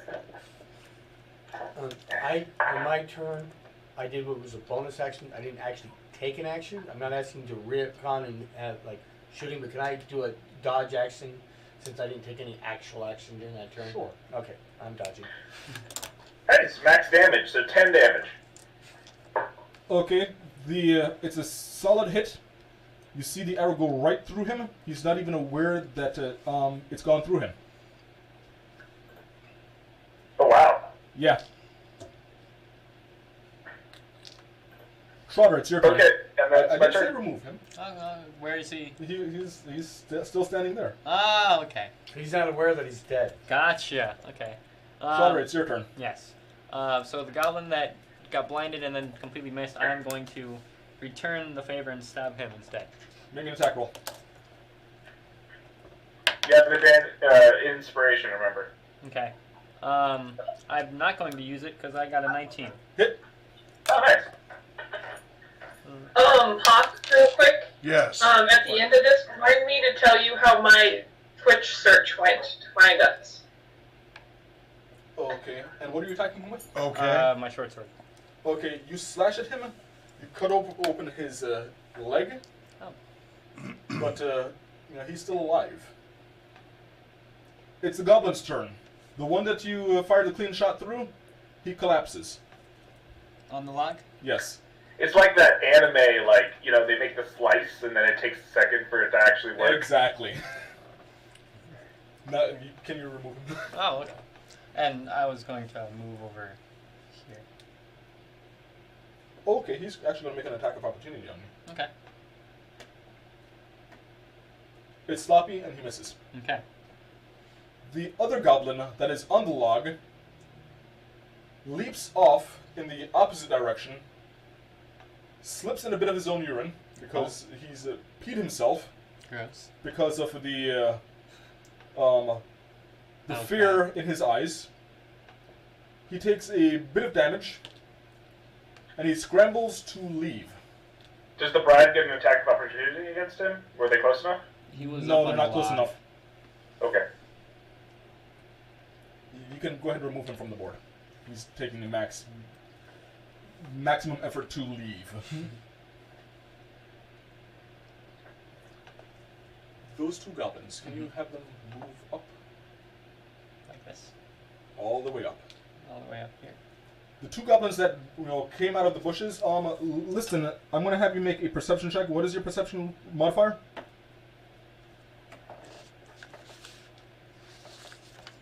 -1, assuming you're asking me. Yes.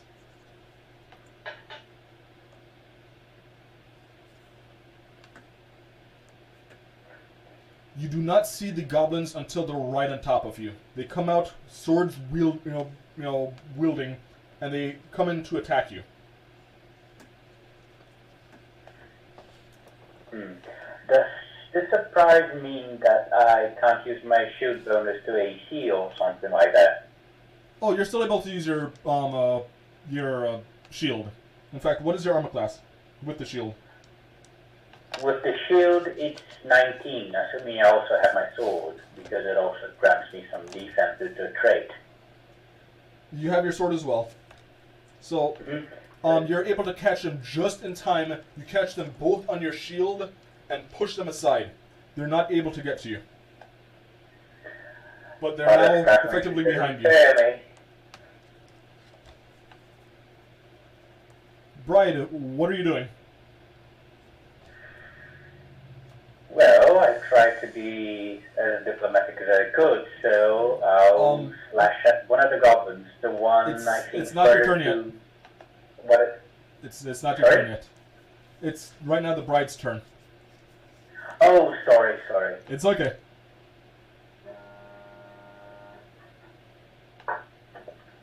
Danielle? We lose Danielle again? I'm talking to a muted screen.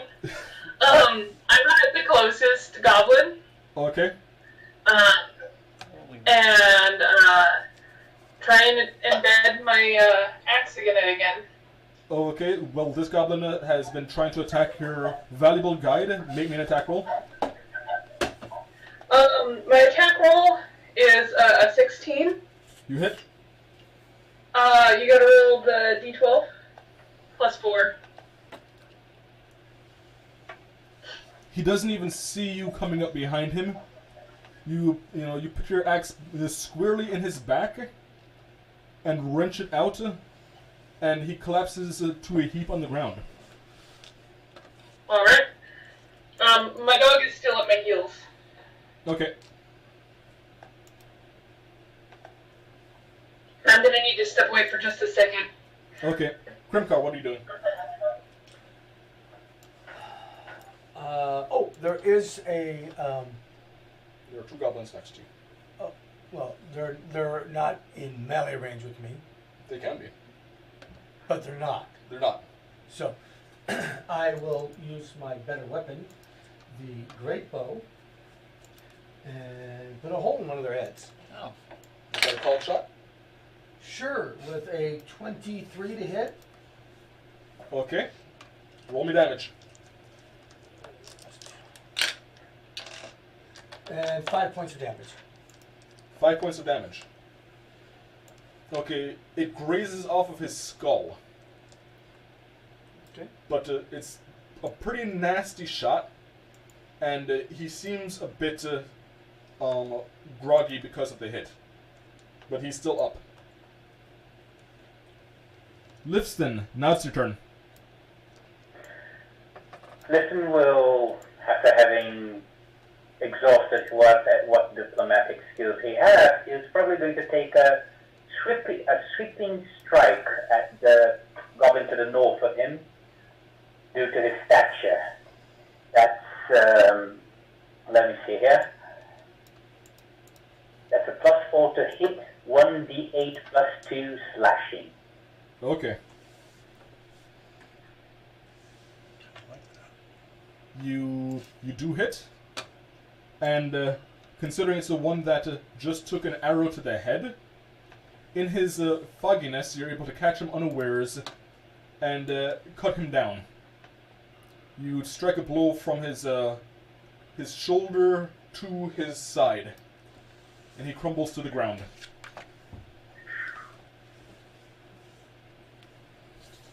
There is one goblin left. Brennan, what are you doing? Sorry, R2 was muted. Okay, I can move 30 feet, right? Yes, you can.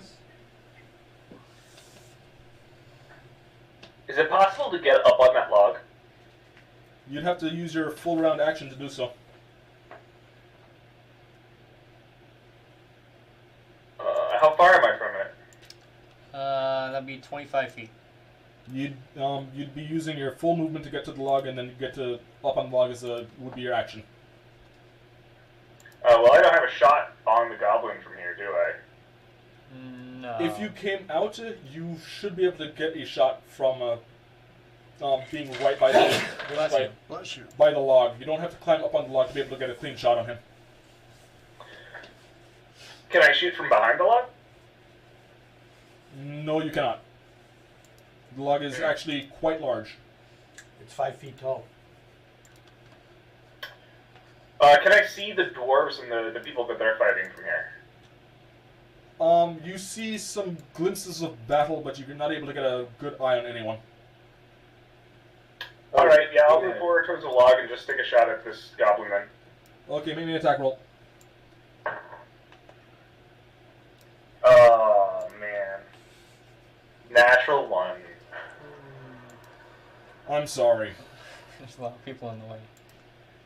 You draw your bow, and it seems because you're in the woods, I'm not going to say that the bowstring is cut, but it is slipped off. You're going to have to restring your bow later. Okay. I will curse.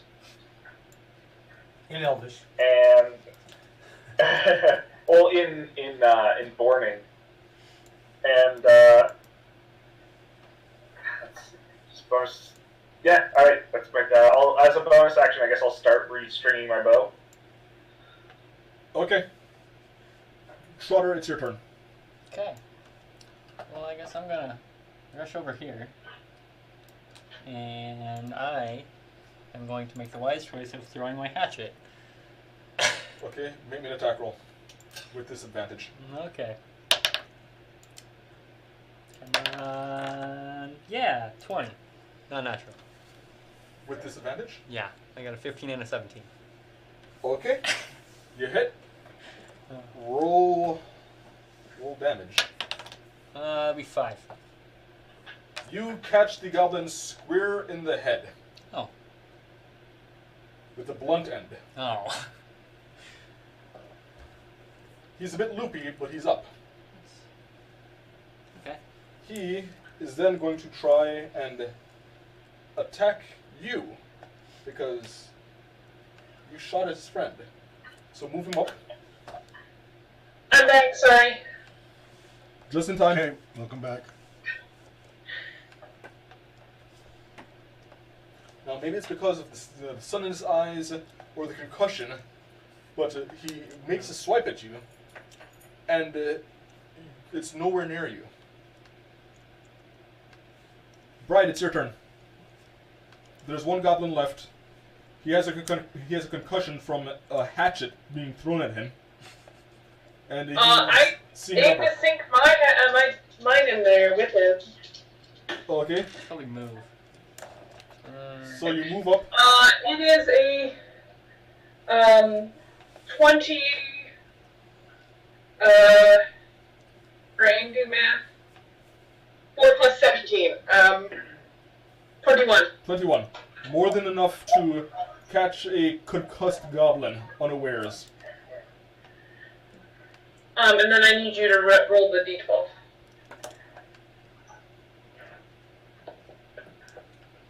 He doesn't even see you coming. You catch him right in the forehead. And he collapses. The goblins are now dead. You have vanquished forces of evil. It's about this time that the clamor from the other clearing starts to die down. You don't know what the circumstances are of the battle that happened over there, but it may be prudent to find out. What do you guys do? I grab my hatchet. Make me a perception check. Do I have advantage? 18. You're able to find it. Yay. I'd like to, get back into the woods over here, and like in the trees, kind of get closer to that the other clearing, just to get eyes on what's happening. Okay, you start moving over there. Brian, what are you doing?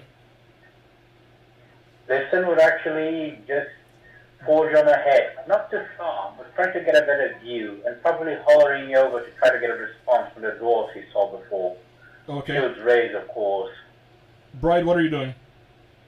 I'm gonna grab the hatchet with the orc still attached, and kind of being a little mindful to try and keep it there, and charging off towards the other clearing. Okay. Can I make a stealth roll while I am going into these woods? Yes, you can. Grimcar, what are you doing? Heading across the other path to get to where the dwarves are fighting. Okay. What's your stealth check? 18. Is that with advantage?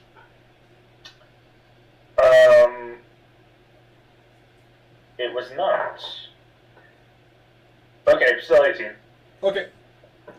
So you guys make your way towards the glade, and as you come to it, you notice a collection of dwarves, about 3 of them, finally cleaning up a handful of goblins. They're a bit tired, they're a bit weary, but they're alive. What do you do? I trudge up to them with the goblin on my axe, and then dislodge the goblin, staring at them. Listen would ask, are you okay? What happened here? I mean, I know what happened here, but where did they come from?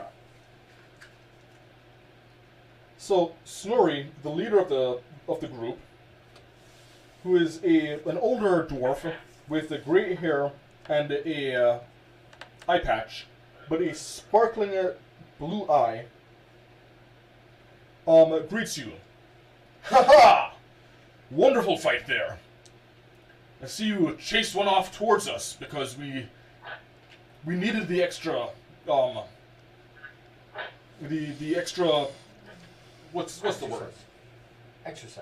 Exercise. But a valiant effort you made there. My name is Snorri, and this is my friend Bori and Har. I'd like to exit the trees now, walking towards them, just like... Ho ho! like Who's there? Oh, no, I'm with these guys right here. Name's Baron. Nice to meet you. It's good to meet you too. Now, Bori goes around and shakes all of your hands a bit too long and a bit too vigorously. Har, on the other hand, seems to be the stoic type. So, what brings you people here? I'm sure you're not here hunting goblins. Nay, we've been traveling to Lake Town, actually. We've heard of the troubles along the road, but we didn't think the safe route would have such an ambush. Yeah, we were taken this way because it was probably less dangerous than the forest road. Yes. Yes, well, I can say that although... Less dangerous doesn't mean not dangerous, though, clearly. And he'll, like, kick at one of the goblin bodies. Snorri taps his nose in a knowing fashion. At that, it starts to drizzle, with the feeling that it's about to get heavier. It's about to rain. Before the drizzle gets too heavy, could Liston see the goblins for anything that might identify where they come from, or anything related to allegiance or anything? Make me a investigate check. Right, that would be, let me see, investigation +2. So 15 total. You find on just about all the goblins some type of mark that has a red paw print on it. They all seem to be wearing some type of markings with this paw print on it.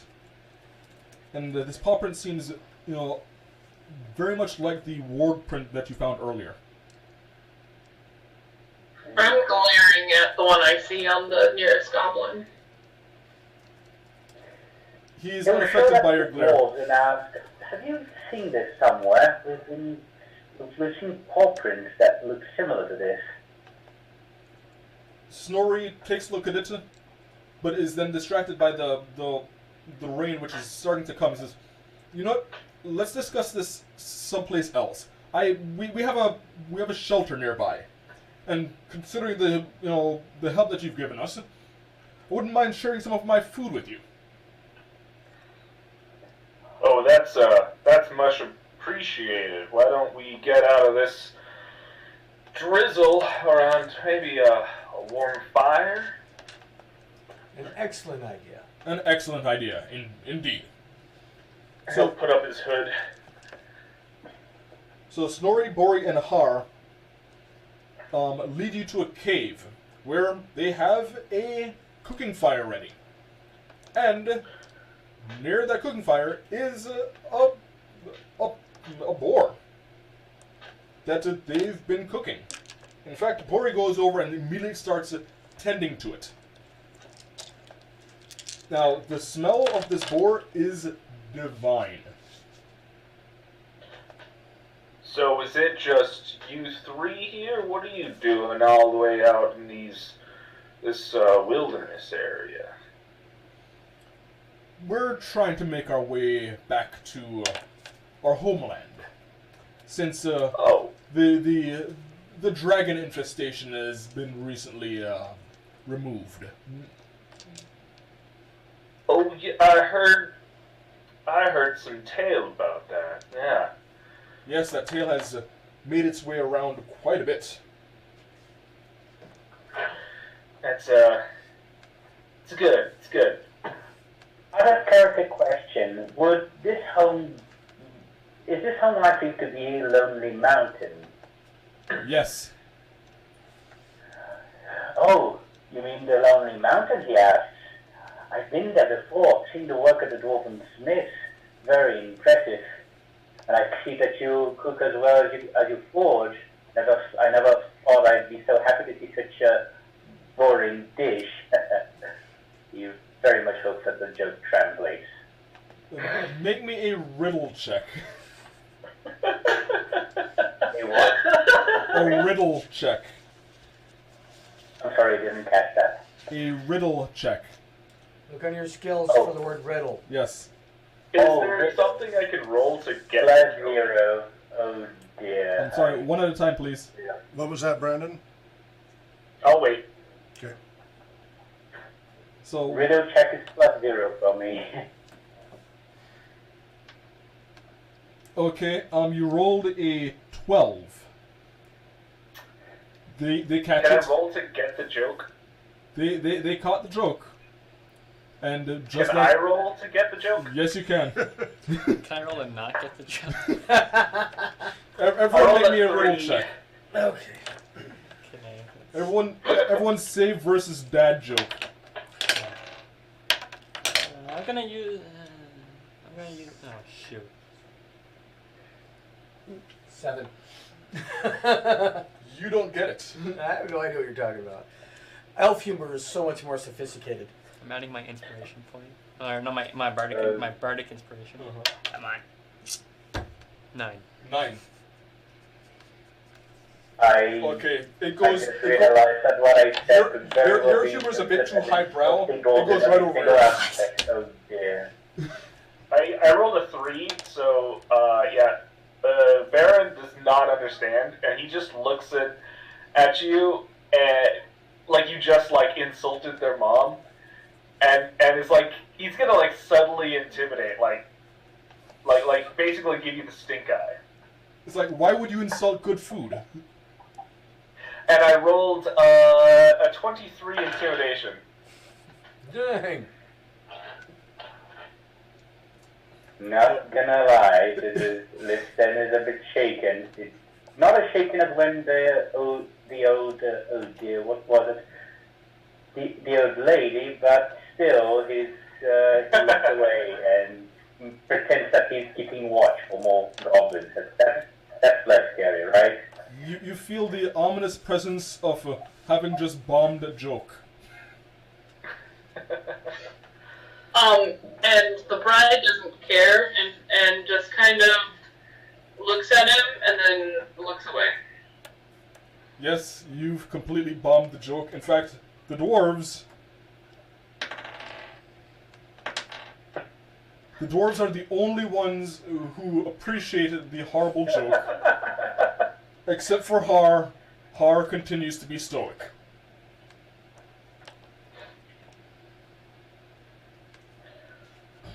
So, where, if you don't mind me asking, are you traveling from? Now that's an old tale. Do you mind if Oh, I... well, Quick, Hawk, what about... I'm up. In fact... Go ahead, sorry. Warm up. Your singing voice. Oh. Yes. Oh no. Oh no. Now, Hawk, I'll give you an option. Yes. You can either warm up your singing voice, Mm-hmm. or save versus my horrible singing. Go for it.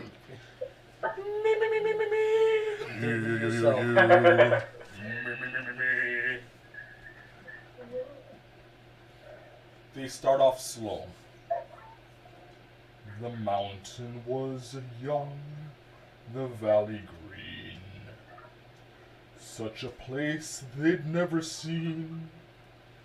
They came from far, they came from wide. With hammer and pick they delved inside. When Durin's folk carved open the door, the riches lying neath Erebor. Erebor. Erebor. Wrong campaign. Quoth the raven, nevermore. A You're keeping the joke. many-pillared hall of stone, they mined and dug out their new home.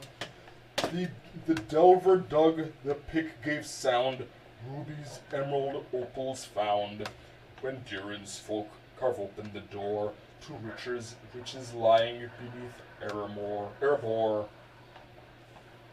A sturdy hearth, a golden throne, plates of gold, thick walls of stone, a row of warriors stout and proud, grit for battle, heads abound.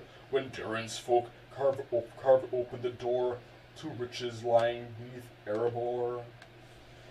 None heard his wings, none felt his breath, but hot north wind brought with it death. Lintel broke, the stone floor cracked, the treasures of hearth and home were sacked. When Durin's folk carved open the door to riches lying neath Erebor. All right. There you go. Well, that was a really nice. You have nice voices. I really liked that. I'm sorry to hear about your home. That's over in the mountains. I've been near there. I appreciate that you're saying this in character. I used to roam all over those mountains. I'd heard tale, but never really knew what happened out there.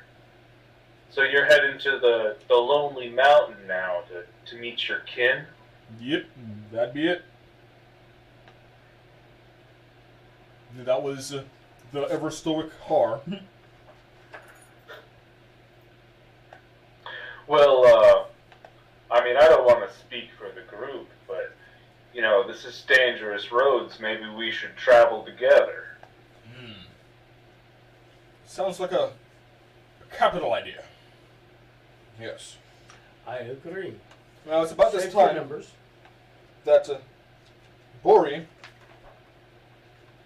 finishes up with the boar and actually starts sharing it out. And as I said, it smells absolutely divine. He seems to have a very keen hand at cooking. Does everyone take a plate? Yes. Of course. Anyone not taking a plate? I'm an elf, not a vegetarian. More for me. Okay. So, I need everyone to make me a Constitution saving throw. Oh. On the table. I'm gonna use that buff I got earlier. We have advantage on this, right? Yes. Yeah. You're Good. not getting that joke as a fail. I have a +1 to Constitution. Okay. It doesn't matter. Trotter, what was your save? 18. 18. Okay. Bride, what is your save? Did you say Brian? The bride.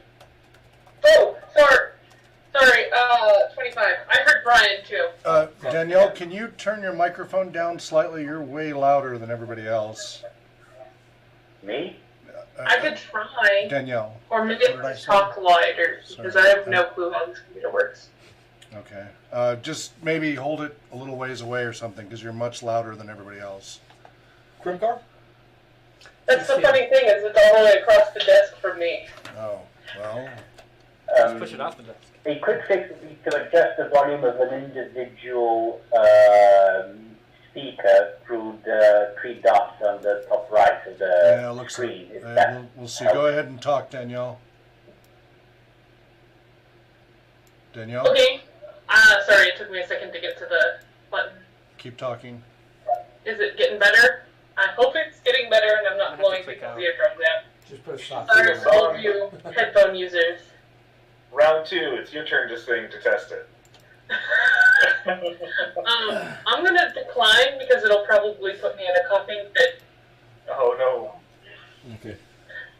Lifston, what is your Constitution modifier? +1. Okay, you rolled a 19. Well, And Brendan? Total 17.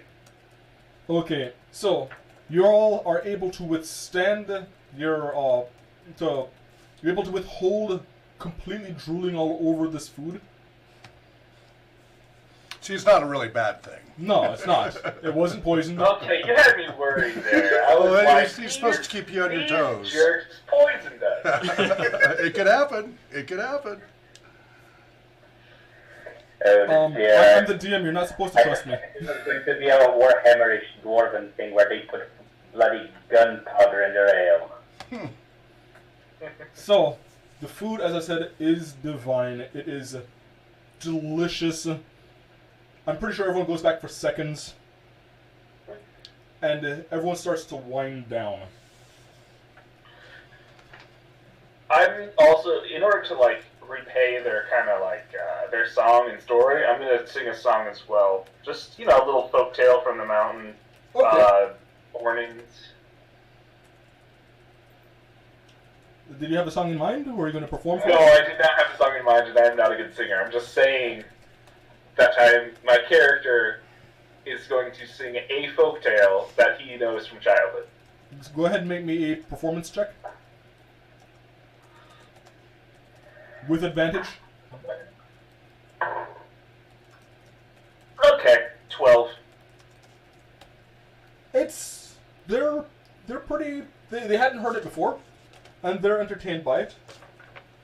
And it definitely does put a good mood in the cave. In fact, Har, who is normally stoic, is being a little less stoic.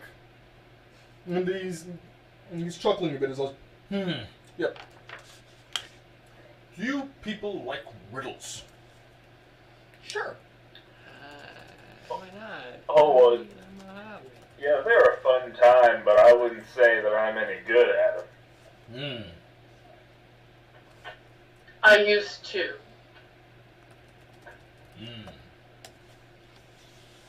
That one seems to have much of her mirth removed. It was replaced with a stick. A big stick. I think you mean my axe. Axe? Yeah, axe. That's the word. With his atmosphere, the bit of patter of rain outside, the warm fire, the good food, Liston would probably put down his weapons and lie down a bit, just idly looking elsewhere, eyelids heavy, just kind of near drifting a bit. Now, unfortunately, I'm not nearly as good as John here with riddles. There's a list of riddles in there. I can't find them. Oh, there, in the book. While you look for that, Read the last page. in the Discord, I posted a rendition of The Road Goes Ever On, which is really good. So you guys should listen to it later. Okay. So Har proposes a riddle for you guys.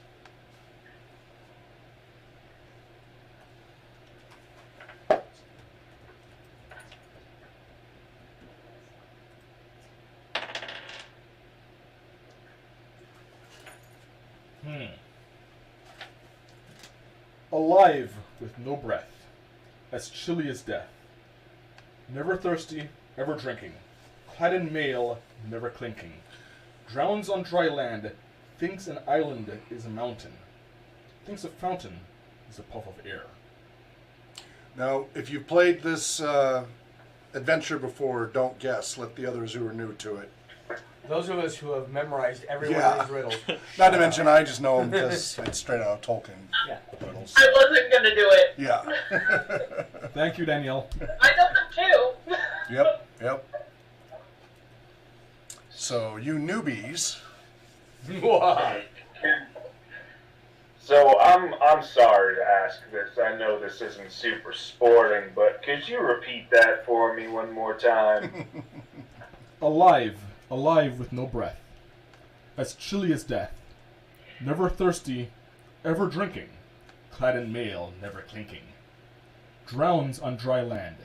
Thinks an island is a mountain. Thinks a fountain is a puff of air. Oh, that's a good one. I gotta say, Har, you got some good riddles. That's is that a fish? Yep, that be it.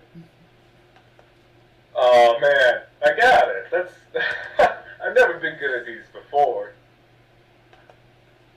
I have a harder one for you. A head have I. A tail have I. No body have I. What am I? It's kind of hard to hear you. One more time, please. A head have I. A tail have I. No body have I. What am I?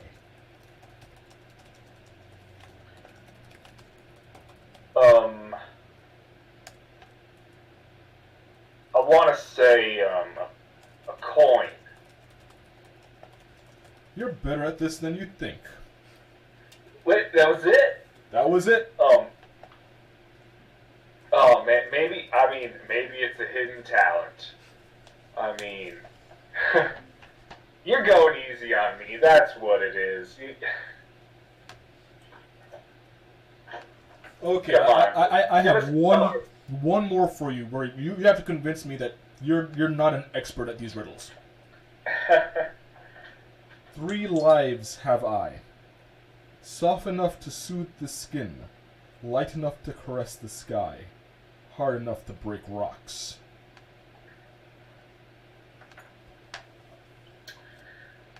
Oh man, you really brought the heavy ones here. That's hard. What about Dan in Brazil? Liston? Liston. In character, I'm currently in character. Liston's probably dozing off a bit.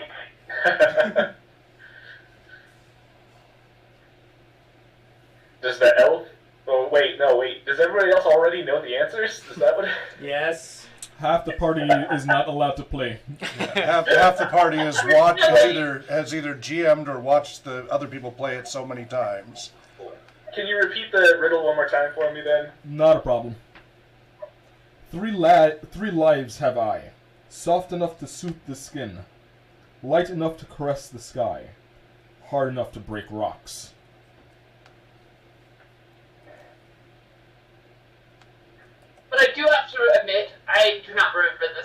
answer.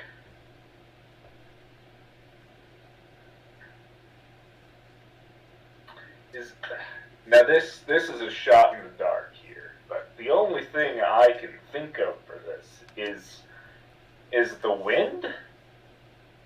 Nah. That's not it. Oh, You're close, but I ever guess so it far. was just beginner's luck on the other ones, or you just know some really good riddles, Har. Danielle, did you want to try that one?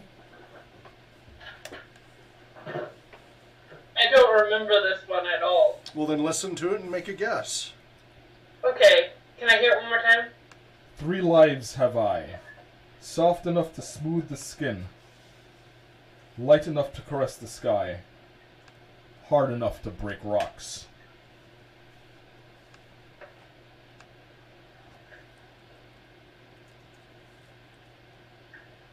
Is it the sun? No. Wind and fires are off the list. Any last takers? I'm not really sure of the rules. Can I take another guess? I'll give you one more guess. So it's not the wind, No, it's and not. it's not the sun. Is it the rain? The rain be one of its lives, yes. It is water. Oh! That was a good one.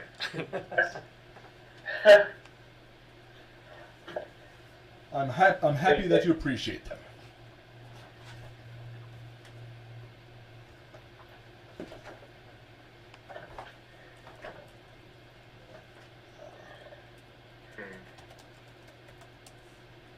Now, Snorri. Thank you. Snorri has one last game he wants to play with you guys. It's a game of smoke rings.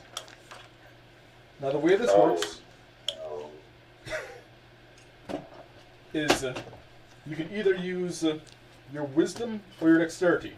If you're using your wisdom, you're naturally gifted in smoke rings. If you're using your dexterity, you are using your ability. Your wisdom is your experience in blowing smoke rings, whereas your dexterity is your natural Natural ability. Yeah, wisdom is natural ability. Dexterity is I'm getting this thing backwards. Experience in smoking is wisdom. Your naturally gifted is your dexterity. Now the way this works is you're going to have to make a DC check, but you're going to have to decide what smoke ring you're going to try and produce. There's a couple. There's a series of tiny rings. Harder than that is a small but perfectly formed spinning ring. Yet more difficult than that is a medium-sized ring through which flies a small ring. Then you have the grower, and then the shrinker, and then you've got a giant's ring which is large enough for the dwarf to step through. And last but not least is the dragon. Anyone with an idea on what the dragon would look like? Can I guess a dragon?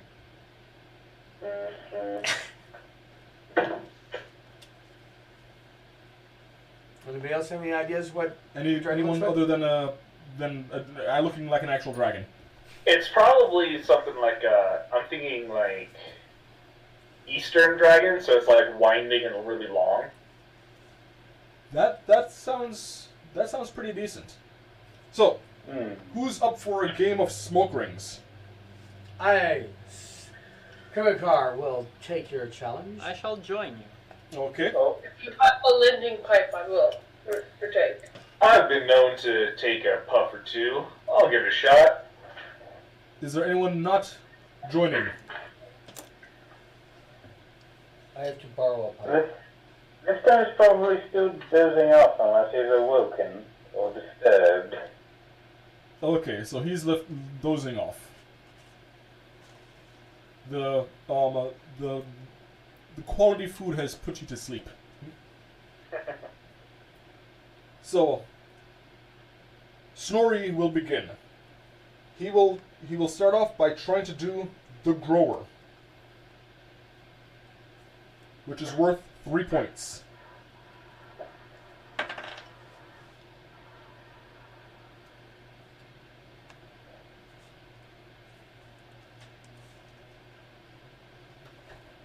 What are the stats?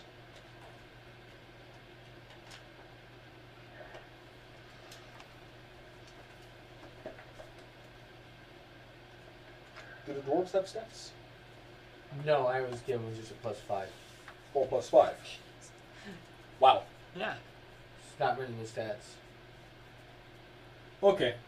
And he is able to produce the grower, which is a ring that gets ever larger and larger and larger until it disappears. He has 3 points. He's on the board. Trotter. Oh, it's my turn. Well, if you do the grower, I might as well try the shrinker. Oh, okay. For a second, like, I thought you were going to say, if you do the grower, I might as well do the shower. Careful, careful, no. careful. Family-friendly show. 22. Understood. He's Moving impressed. on. You do get the shrinker, which is starts off as a medium size, but it gets tighter and tighter and smaller, and then it winks out of existence. The bride, are you partaking in this game? Yes. So, I am going to do the dragon. Oh, Okay. going big right up the gate. People might still have advantage. you still have 15. advantage. Yeah, I rolled 2 dice. 15. I haven't lost advantage yet. You've just lost advantage. Dang it! Something so simple. It's the dragon is difficult. Grimcar.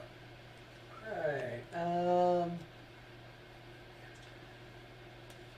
what's the highest scoring one we've had done so far? The shrinker. Which was how many points? 4 points. 4 points. To beat that, you need either the giant's ring or the dragon. Let's go for the Giant's Ring. Okay. Alright, 16, 17, 18, 19. You make a giant's ring. Yay! Huzzah! And to test it, Snorri walks right through it.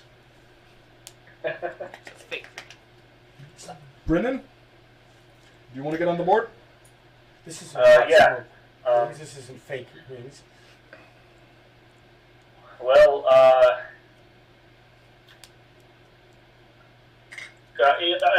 there multiple rounds of this, or is this just you choose one and try to get that many points? 3 rounds. There's 3 rounds. Oh, there's 3 rounds. Okay. Yes. In that case, I'm gonna try the grower. Okay. Are you using your dexterity or your wisdom? Dexterity. Okay, go ahead and make me the roll. With advantage. 15. You are able to just make it. You made the grower. You're on the board with 3 points. Now, Snorri, realizing that he's amongst some capable folk, is going to try a little bit more risky.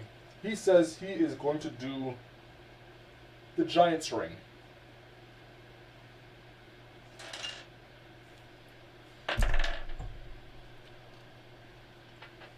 But he chokes.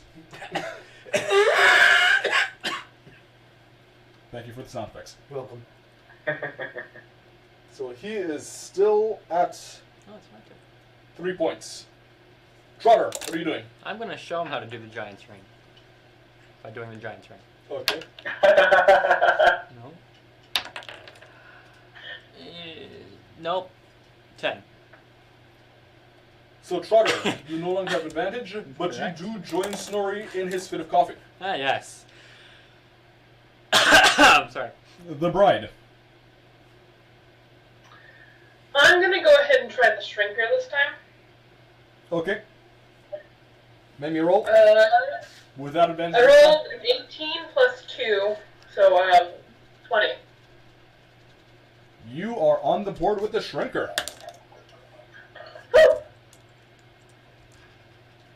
Just to be clear, my character does not do that. We I understand. just want to say, when Trotter started coughing, he reached over, Baron reached over and started like patting him on the back, trying to help, and chuckling as he was like, "I'll show these dwarves," and then the same thing happened to him. I did better though. Krimkar? Alright, I am currently in the lead. Yes. At 1 point. With the Giant's Ring. Giants. Right? With 5 points? With 5 points. Okay, so what's the middle of the ground? Either the medium-sized ring with a small one flying between it, or the grower. Let's do the medium-sized ring, Okay. and I still have advantage. Oh, good thing I have advantage. All right, that's a 22. I really should start going for the dragon. You are now in the lead. He was already in the lead. Now you're further in the lead. Right. By how many points? How many points was that worth? That was worth 3 points. Okay, so I made 8. Yes. Alright.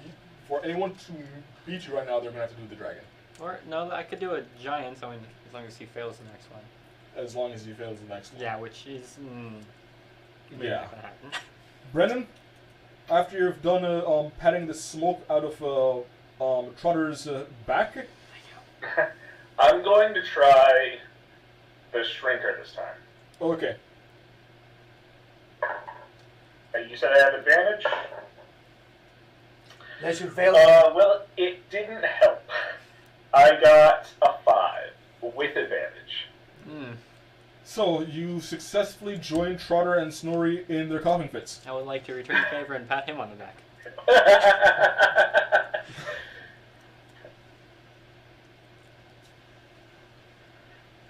Okay, last round. Snorri realizes that he's going to have to do the dragon to even be able to catch up to you. He's going to attempt the dragon. And is not able to get past his coughing.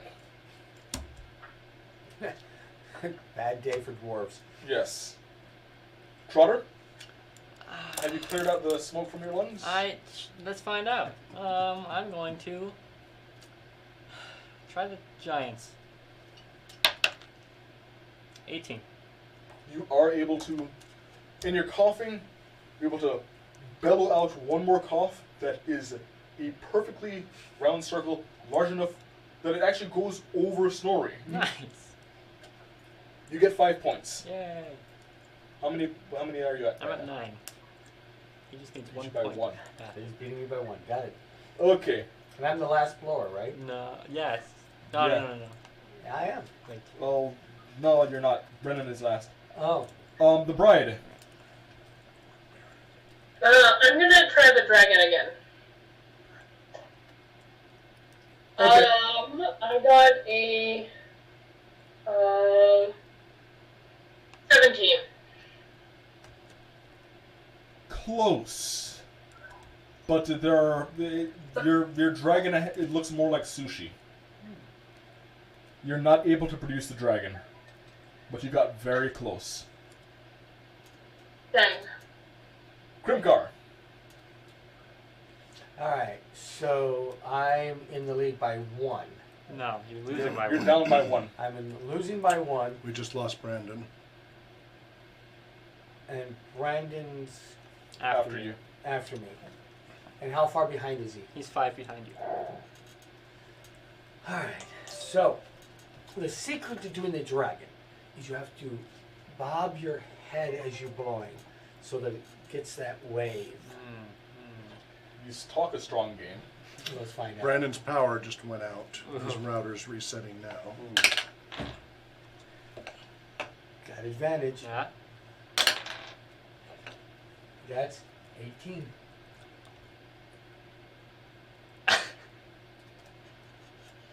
It's difficult, but you produce the dragon. The dragon!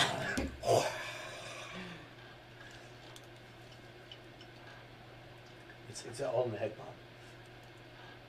Being able to keep your throat clear as you do it. Yes, that coughing helps. That makes sense. Excuse you. Alright. And Brandon is not here. Should we wait for Brendan? His router's come back. You're going to have to just move along without him because we have too little time left. So. If he got a dragon, I'd still win. Yes. Yeah. But he could get second place. Ooh. So, having properly shown your expertise in blowing smoke rings, Snorri actually hands you... Hey there! Welcome back. Hey, sir. My power. Did you want to do your final attempt at smoke rings? Yes, and I'm going dragon because that's the only way I can catch up to anything. Well, yeah. You could get second place with the dragon. Yeah? Well, I'm going for it. Okay. Make me roll. Well, it looks like I'm either coughing or laughing or both way too hard because I got an 8. Well, considering Krimkar just did the dragon, you just made the dragon breathe fire. But it wasn't your dragon. It was his dragon. Oh, okay. Just makes it look cool. He gets a bonus point. Okay. And with that, Snorri, being impressed by Krimkar's ability to blow smoke rings, actually hands him a well-crafted pipe that he'd been using. Oh, very nice. It actually gives you a bonus on further smoke ring checks. Sure didn't help him. Well, that would have given him a +6 if he'd actually been using it. He's not supposed to use it. Yeah, he wasn't using it. And with that, everyone winds down for the night. Is anyone going to be setting watch? I only need 4 hours, so I will take the second watch. I'll take first watch. I'm skeptical, so I'll take the last watch. Sorry, I don't know how many watches there are usually. I'm not very used to this sort of mechanic. Well, I'm going to take 4 hours of meditating / sleeping, and then the other 4 hours I will be watching. So that covers the 4 hours. We only need one other person to either cover 4 hours or 2 people to cover 2 hours. Yeah. Well, we have 5 people, so if we want a really good rest, we could just do 1 hour each, and then you just keep the 4 hours. Okay. There we go. Sounds good. Take third watch then. So our watches are going to be Brennan, Krimkar, Trotter, Lifston, and then the bride. I think so, yeah.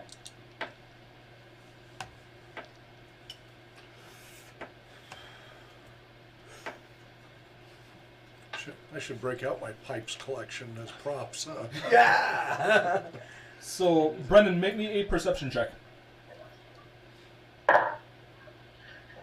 Don't have an advantage anymore. I don't know what It's you're talking about. going to be... You said perception? 12. 12? The food is still kind of sitting with you and your eyes are a bit dozy, but fortunately, nothing happens. Krimkar.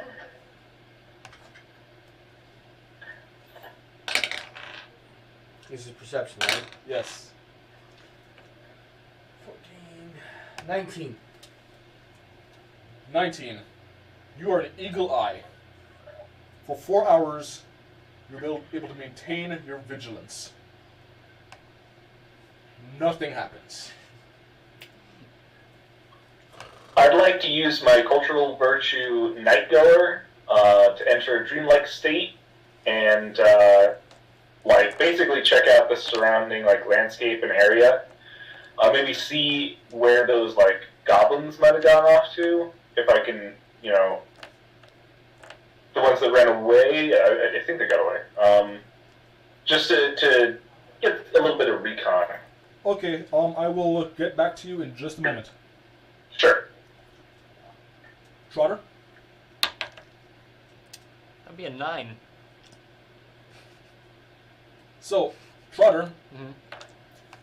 that was a delicious meal. I know. And your eyes are a bit glazy, Makes sense. but seems like nothing's not. The only thing here is a full stomach. Okay. Lifston. Oh dear, here it goes. I have -1 to protection. Oh no.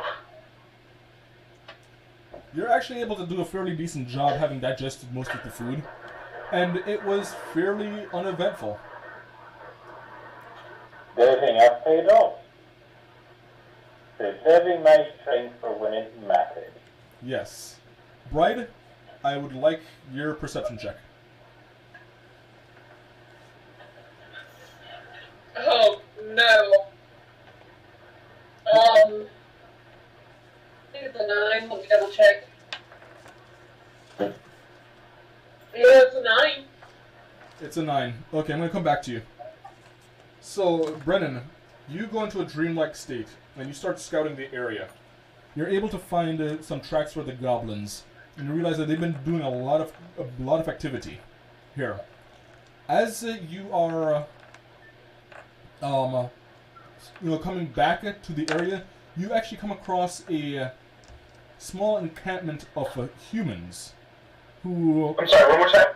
You come across a small encampment of humans that seem to be, have been tracking the goblins, and you actually find them near some pig traps. Some traps that are used to catch boar and wild game. Yeah. Yeah, and as you're following them, you realize that they are, they're catching up to some of their group members, which are actually, it seems that they're heading in your direction. And then you're immediately dragged out of your dreamlike state because there's a bag over your head. And there's a bag over everyone's head. You've just been captured. Wasn't me. I hope. I'm sorry, Bride. While you were trying to, be on watch, you're a bit too well adjusted, and they caught you while you were sleeping. I'm sorry. And I think that's where I'm going to end it for tonight. All right. You're not going to have the big arrival be the cliffhanger? I think everyone having a bag over their head is like, okay, what happens next? Okay. Yeah. What's the word on for Monday? Did you hear back from her? I have not heard back from her. She's still trying to find out what the schedule is. Okay, so I'm assuming probably not Monday, with only a few days left, right? Right. So can you continue this next Monday? I No. cannot- Oh, you we can't do can't Mondays. do Mondays, Right. Yeah. So, if it doesn't show up, Oh, are you here this Saturday? I'm not going to be able to make it this Saturday. I've got too many meetings, including a review on my work. Okay. So- We're almost halfway through December now, and Yeah. And all right. Well, here's some quick feedback from my notes. okay. Actually, let's hear everybody else's feedback first. Okay, let's get past the fact that I was unprepared. Let's start with Dan in Brazil because it's the latest there. Dan, can you give Dan some feedback, some helpful, constructive feedback and support? I really liked the way that the session went. I think it picked up speed right after the mid section. the introduction, the beginnings, they're always complicated because the party needs to, get together. They need to have a reason to get together, and the pre-gen characters kind of help with that because it explains why people are where they are. And of course, there was some, that I'm reminded of that scene from the gamers of Magellan entering the party seamlessly because everybody knew each other retroactively, and just another way. That's inevitable. But Yes. Good reference. Thank you for using what you're studying in your feedback. Excellent. To continue on, the highlight was that there were multiple encounters, one of which was what I would call a static obstacle with a bit of puzzle problem solving, and it was actually quite thrilling because from what I interpreted, if we had fallen into that river, we would have died. I've heard lots of stories of D&D, and whenever there's a river rapid, there's death involved, I'm saying. Mirkwood sometimes throws in a twist of you losing your memory and stuff, too. Oh, I see. Well, then there was a combat encounter, a pretty easy one, though of course we did get lucky with the dice rolls. But ultimately, I really liked that the non-combat interaction, my hollering and using intimidation, actually did have an effect. And the subsequent encounter with the dwarves and cozying it up, it was a really cozy little reward. And I think the session ended perfectly at a little bit of a cliffhanger. So we had the introduction, a few challenges, and then later a reward, and then a cliffhanger to hook people into the next session. I think it was really, really good as far as pacing goes. Okay, and what did you how about some feedback on Dan's style? I really can't. It's hard for me to think now, but I like it. I like how the scripted it is. I have a few suggestions to make, and it's not due to, okay, the way I'm thinking is, as an actor, it's really difficult for me to judge a scene because I'm not a director. It's really hard for me to judge a DM when I don't see any outlying issues. I thought that we had quite a bit of freedom in our play style, so I have no issues, so I can't really comment much. I can only make a few suggestions. But one suggestion, I'm not sure how appropriate it is that I've had some games where when you defeat an opponent, instead of the GM describing it, he opens for the player to describe how the character defeats that opponent. Oh, how do you defeat this goblin? To make it more stylish, to make it more interactive. And that, so it's less crunchy. right, and the One Ring and Adventures of Middle-earth, that actually, so that's the difference between D&D and Tor and AIM, is actually letting the players control more of the narration, which is different than D&D. D&D, usually the DM controls more of the narration, and in Tor and AIM, it's encouraging the players to do that more. But with the introductory game, for people who are new to it and don't know, but that can be tough. I mean, they did a good job reading from their scripts at the right times when topics came up, when prompted. So that what that's meant to do is introduce players, even if they're D&D players, that this is a little bit different style of play than they're used to with D&D. And with the limited amount of time that I had, of course, but you're always going to be limited to about 3 hours. Yeah. So you got about 2/3 of the way through it. So, and it's the first time, and that's okay. Yeah. But the goal for this adventure is to try to squeeze it in to one session. Now, again, this is your first time running it. No worries, no stress. Yeah. None of us have gotten it done in one session the first time. I haven't, John hasn't, Danielle hasn't, nobody has. I'm just happy that I got to the end of the Exactly, yeah, you got to a good stop. As long as you get to a reasonable, even like the first time I ran it at Spark, it was ultra chaotic, and we started a little late, and I had to stop it right at the end of the dwarves showing up.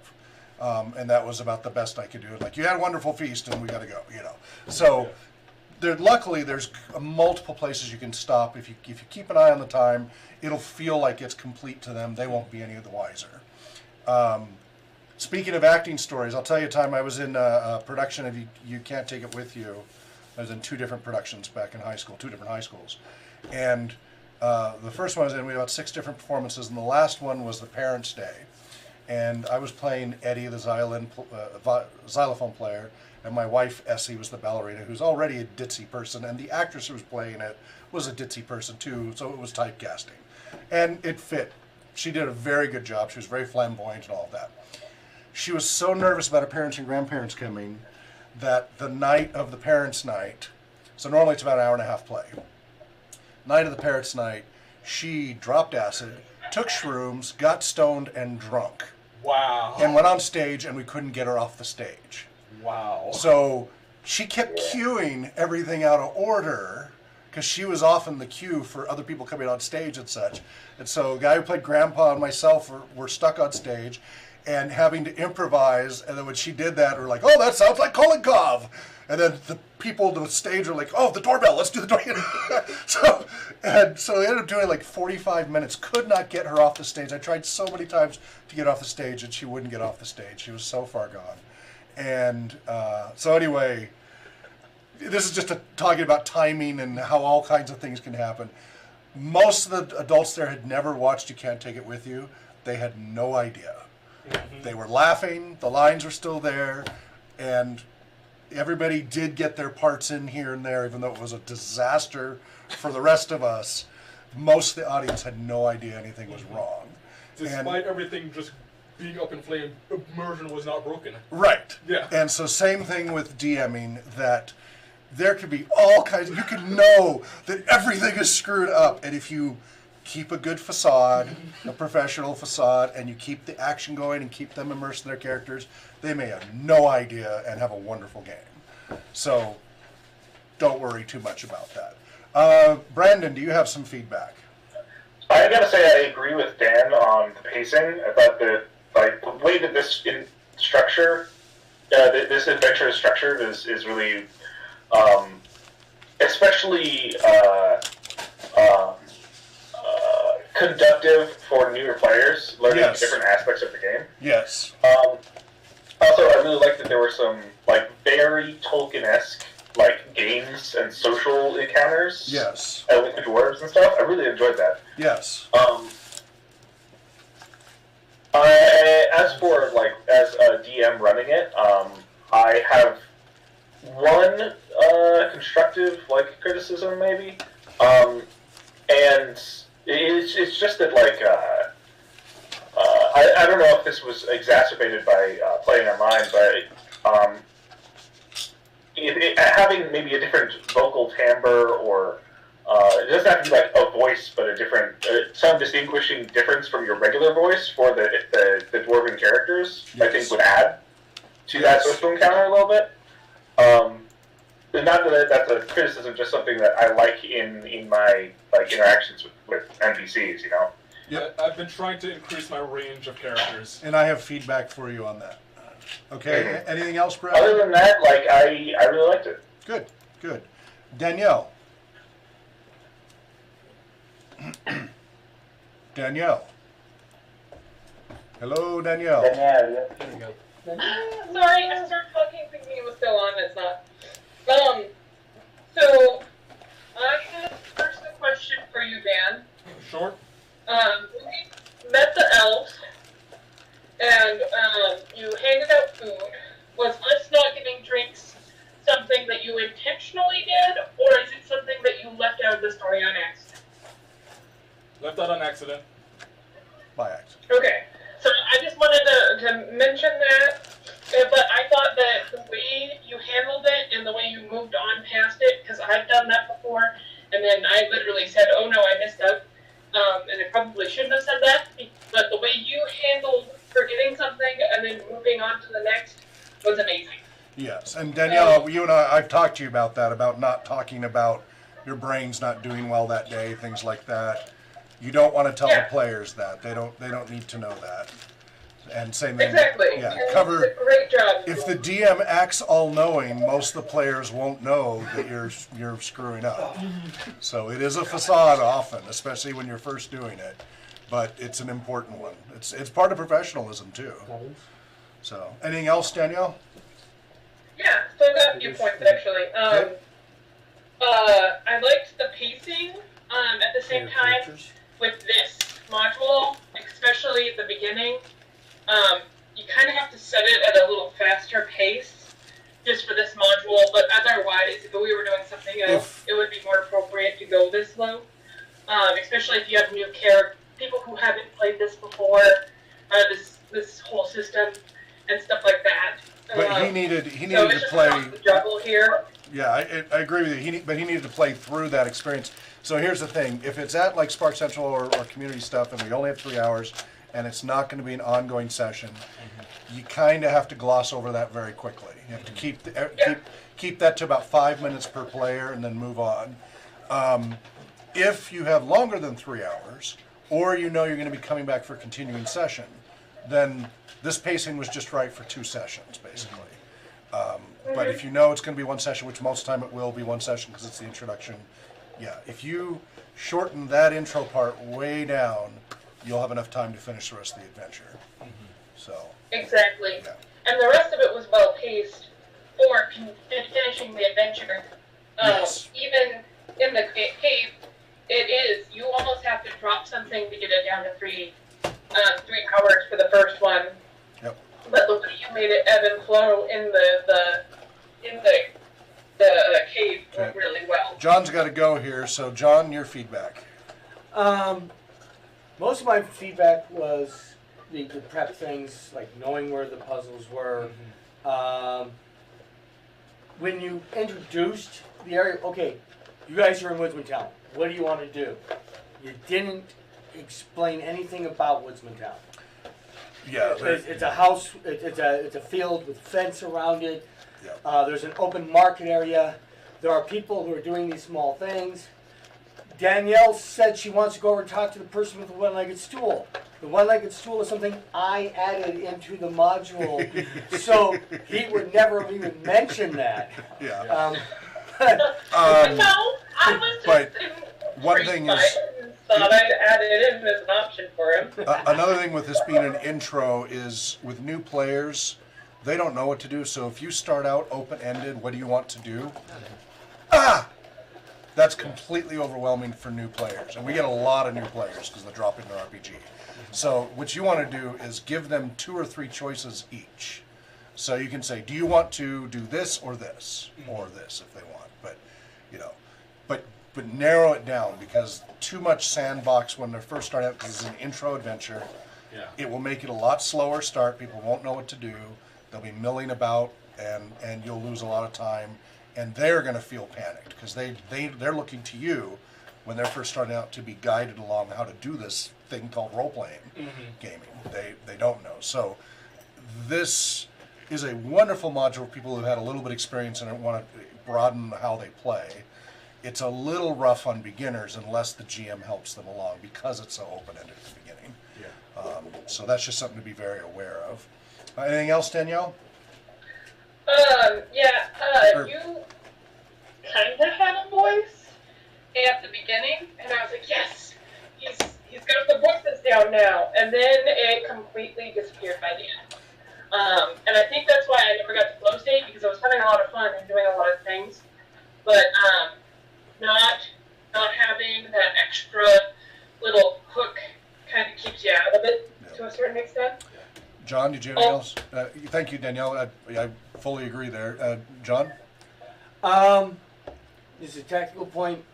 I didn't pay attention to the tactics you're using in the monsters very closely, but that was it.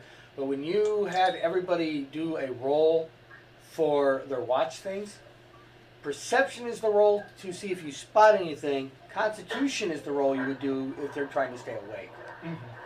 And you're like judging people's ability to stay awake on their perception checks. I have a question. Please. The Constitution check that you had us do for the pork, Yes. was that in the module or did you add that? I added that. That was a really nice touch, and I enjoyed that a lot. Yeah, put them on their toes. That messed with me a lot. I was like, Yeah, definitely keep that.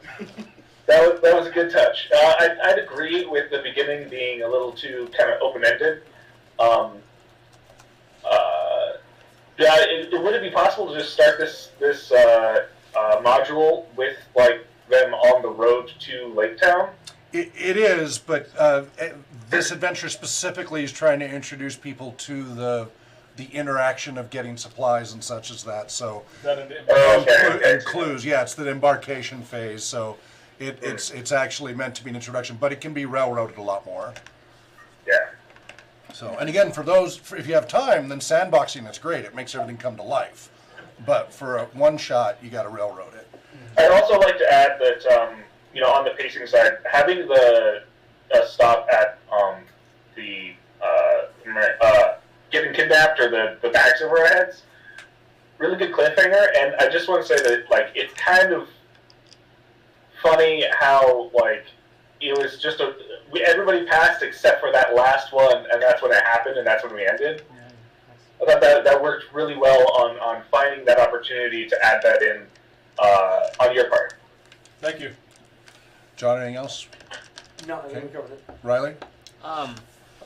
The only thing, and I know how tough it is to do this because I've tried it before and it doesn't go very well. But when we're attacking, and we've talked about how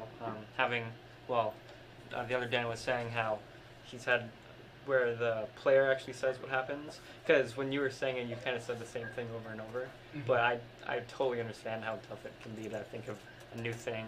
And you change location, which is good. Not only that, but I'm trying to keep the description to somewhat PG because I can make it a lot more gory, but no, I'm not going to do that for the PG audience. Mm-hmm. We can get pretty detailed and still You can say you shot him in the eye. You can get pretty, if you say like, listen, this and this coming out and this, but you can say it's taken off and this happens. You can be pretty flexible with it. So, okay. Anything else? And then everyone else has kind of said stuff. Okay.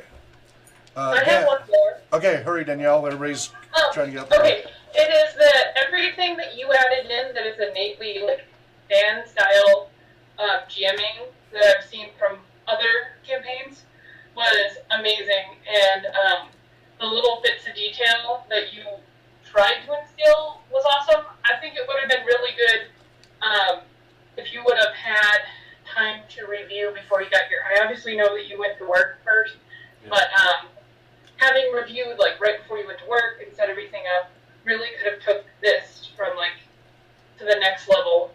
Yeah. Okay. Just because you're there, you just weren't bringing it today. And Dan, what are some of your observations? Well, from being behind the screens, I came in thinking that I wasn't running today. Oh, really? Yeah. I was on the schedule. Yeah, I know, but it's been fell out of your head, huh? Okay. Yeah. All right. I've just been having a ton of stuff at work where it's like, okay, what am I dealing with? Okay. Yeah. All right. 2 weeks. So I was basically spending a lot of time various tactics, especially with the sandboxing part at the beginning, trying to buy time so I could read. Okay. So we definitely want you to do this again where you've finished preparing and see if you can get it to fit within the 3-hour window so you're not stalling for time and such. Yeah, a lot of what I was doing was based primarily off of my memory of having been run through this, supplemented by what I was able to catch. Right, just kind of skimming through. Yeah. Yeah. Okay. So, well, you did pretty well for considering. The familiarity of running it over and over again, though, right? Yeah. That's why they get to you get multiple practices doing this, and then they'll get to practice at our community programs as well. So, you go through multiple iterations till you get it pretty comfortable. Yeah. And if you do it enough, you'll be able to do it in your sleep practically. I know that I was. To that because I've been there. Yeah. I've been trying to incorporate more of the voices. I felt I was stronger, but I'm running out of repertoire. Okay. And I was also finding that I was when I'd start a voice, I'd fall out of it. Would you like coaching on voicing, or do you want to do it? Okay. Because, I mean, it's when we need to do the GM training, we need to get you to show up for GM training. But I can sit with you, and we can help you develop 6 to 12 voices that you make quick little notes to remind you what they are, and help you create your version of 6 to 12 voices. That's plenty. A lot of people get by with just 3 to 5. I think all the GMs could benefit from some voice coaching. Yeah, but it's a one-on-one thing. Yeah. Trying to do it as a group would be pretty chaotic, I think. You know, like a full group, but just the GMs. And I honestly think that it'd supplement the improv classes that I took in college. So. Sure. And Dan down in Brazil, he's a theater major. What? I'm a little fuzzy on that.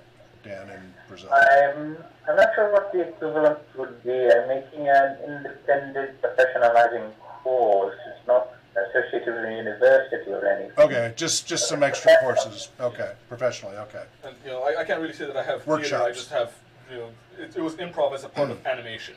Sure. Yeah. So these are what my notes from there. In addition to, so I'm ignoring because they hit on a lot of things. And was there anything else that you wanted to say?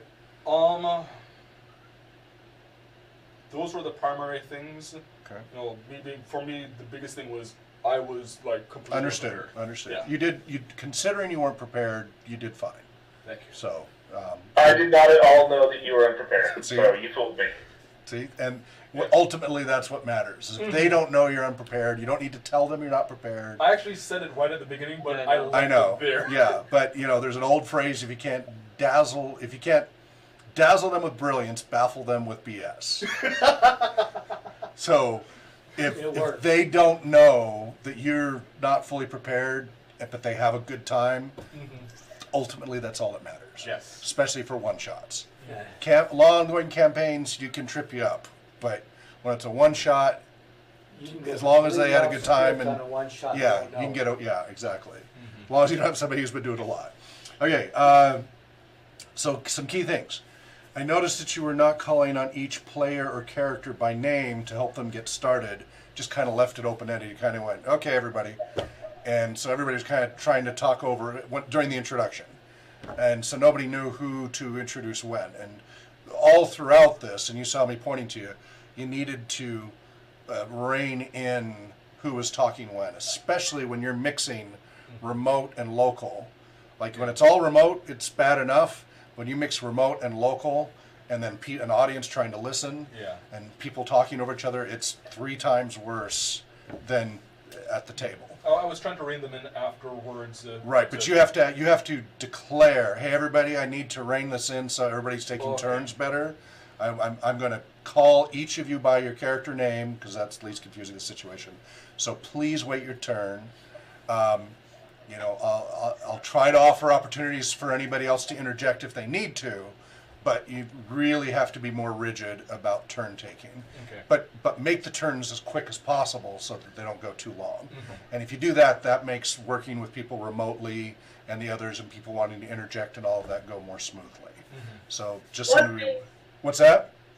One way I have is that roll initiative at the beginning, and it's kind of like a rough turn order. I generally don't. Keep it going. Yeah, I don't worry about rolling initiative. I just do it clockwise. Everybody understands that just automatically when it's not combat. Initiative for combat, but otherwise I just go clockwise each time for groups, and people get that and it works. They get used to it. I was actually trying to do it by the order that I had it on. Order for yours. Right, and Dan was trying to do that, but you needed to spell it out more for people because everybody kept talking over each other too much. Good start with the NPC voicing of the old woman and acting all offended for being called old man. It was right out of Monty Python, Holy Grail. Old man, women! But I did notice that each NPC started out more distinctive, and then quickly, within a few sentences, fell back into your regular voice. And each successive NPC, you did it less and less and less. Less voicing.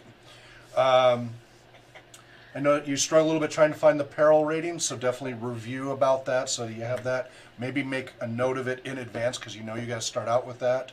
So have that in your notes ready to go, again, since it was hard to prepare. Nice job with the con check about the deliciousness of the smells added. That was a good touch. I would keep that. I think you should keep that in there. And you guys might want to consider adding it as well. Especially not realizing that generally when I found I asked for a con check. Oh yeah, puts everybody on their toes. They're like, oh crap, we're being poisoned. Yes. That's great to put them on their toes. I love doing that to people. I'm rolling all the time just for the heck of it. Can I interject something?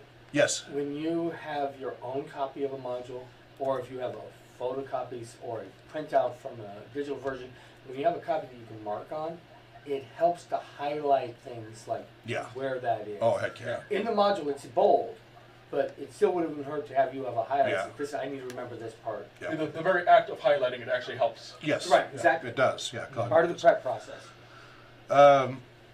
So again, about the turn taking, and because you're going to have kids who do, if they see that you're not managing them turn taking, it's going to be chaos. You've seen it already. You've experienced it already, and so really, really, really get that turn taking. That'll make your life a lot easier.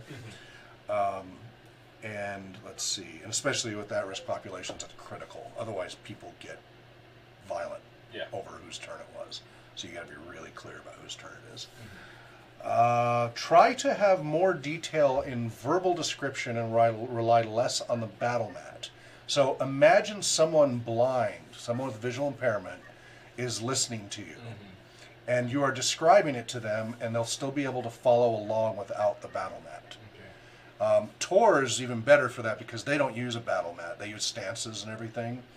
And a lot of people just rely on the battle mat over here, over there, over that, and that's okay, but it takes people out of the game more versus when you use good, strong narrative. And then especially when you have people remote who can't necessarily see things real time and such, all the more reason, all the more reason to use, it's 10 feet this way, 13 feet that way, green, use a lot more adjectives about the green grass and the brown woods and whatever, But also, this is something for everybody, use the other senses. Yes. Yeah, smells. You were very good with the visual descriptions, but you left out how it smelled, what it sounded like, what things might have, taste you did when there was food, but you might have said, well, there's kind of a piney tang in the air. And also maybe some extra sixth sense type stuff. I don't know if you see my RPG model, but I've got all the different senses, there are like 8 of them. And some of those senses include like a feeling of foreboding or a feeling of well-being. Obviously, the bride, everything's foreboding, but you could say in general, except for the bride, you have a sense of well-being, or you have a sense of foreboding. You feel like you're being watched, or the hair, raises on the back of your head. Yeah, exactly. Tell the halfling that you're sensing that a storm or rain is coming. Yeah. Encourage everyone else. You got to set the example, or they're not going to do it. But encourage everyone else to have a distinctive voice for each of their characters. So, John, if you had a voice for your character, what would it be? I thought it was doing one, but it was more of a high lilting. Yeah, sound. you started out and then fell out of it. Riley, what would you have used? So you see, we gotta go up north, and then we take an east route. Dan in Brazil, what would you have used for a different voice for your character? Did we lose Dan? Might be so late over there. Dan? Okay, Danielle, what would you have used? Oh, no, there he is. Dan, go ahead. Dan in Brazil. And I'm also flagging a little bit. What was the question? Sorry. What voice would you like to have used for your character? It's hard for me to do voices at this point in time, but I'll probably try something a bit less, I don't know, less fancy, a bit more rugged, perhaps. Okay. He was the son of a blacksmith, not some noble prince or something, which is probably what he came across. Right. Brandon, Brandon was pretty good about using a different voice throughout with his character. So good job there, Brandon. Thank you. I find it's easier when it's not a hard voice to do. Where it's like, I have a Eastern European accent in one of my other games, and that accent just bleeds into everything else. And Danielle, what would you have liked to have done for your voice? I started off trying to be way lower and make it sound like that, but with my cold, I can't really do it. There was a couple of times where I was muted right afterwards, just so I could cough. Okay.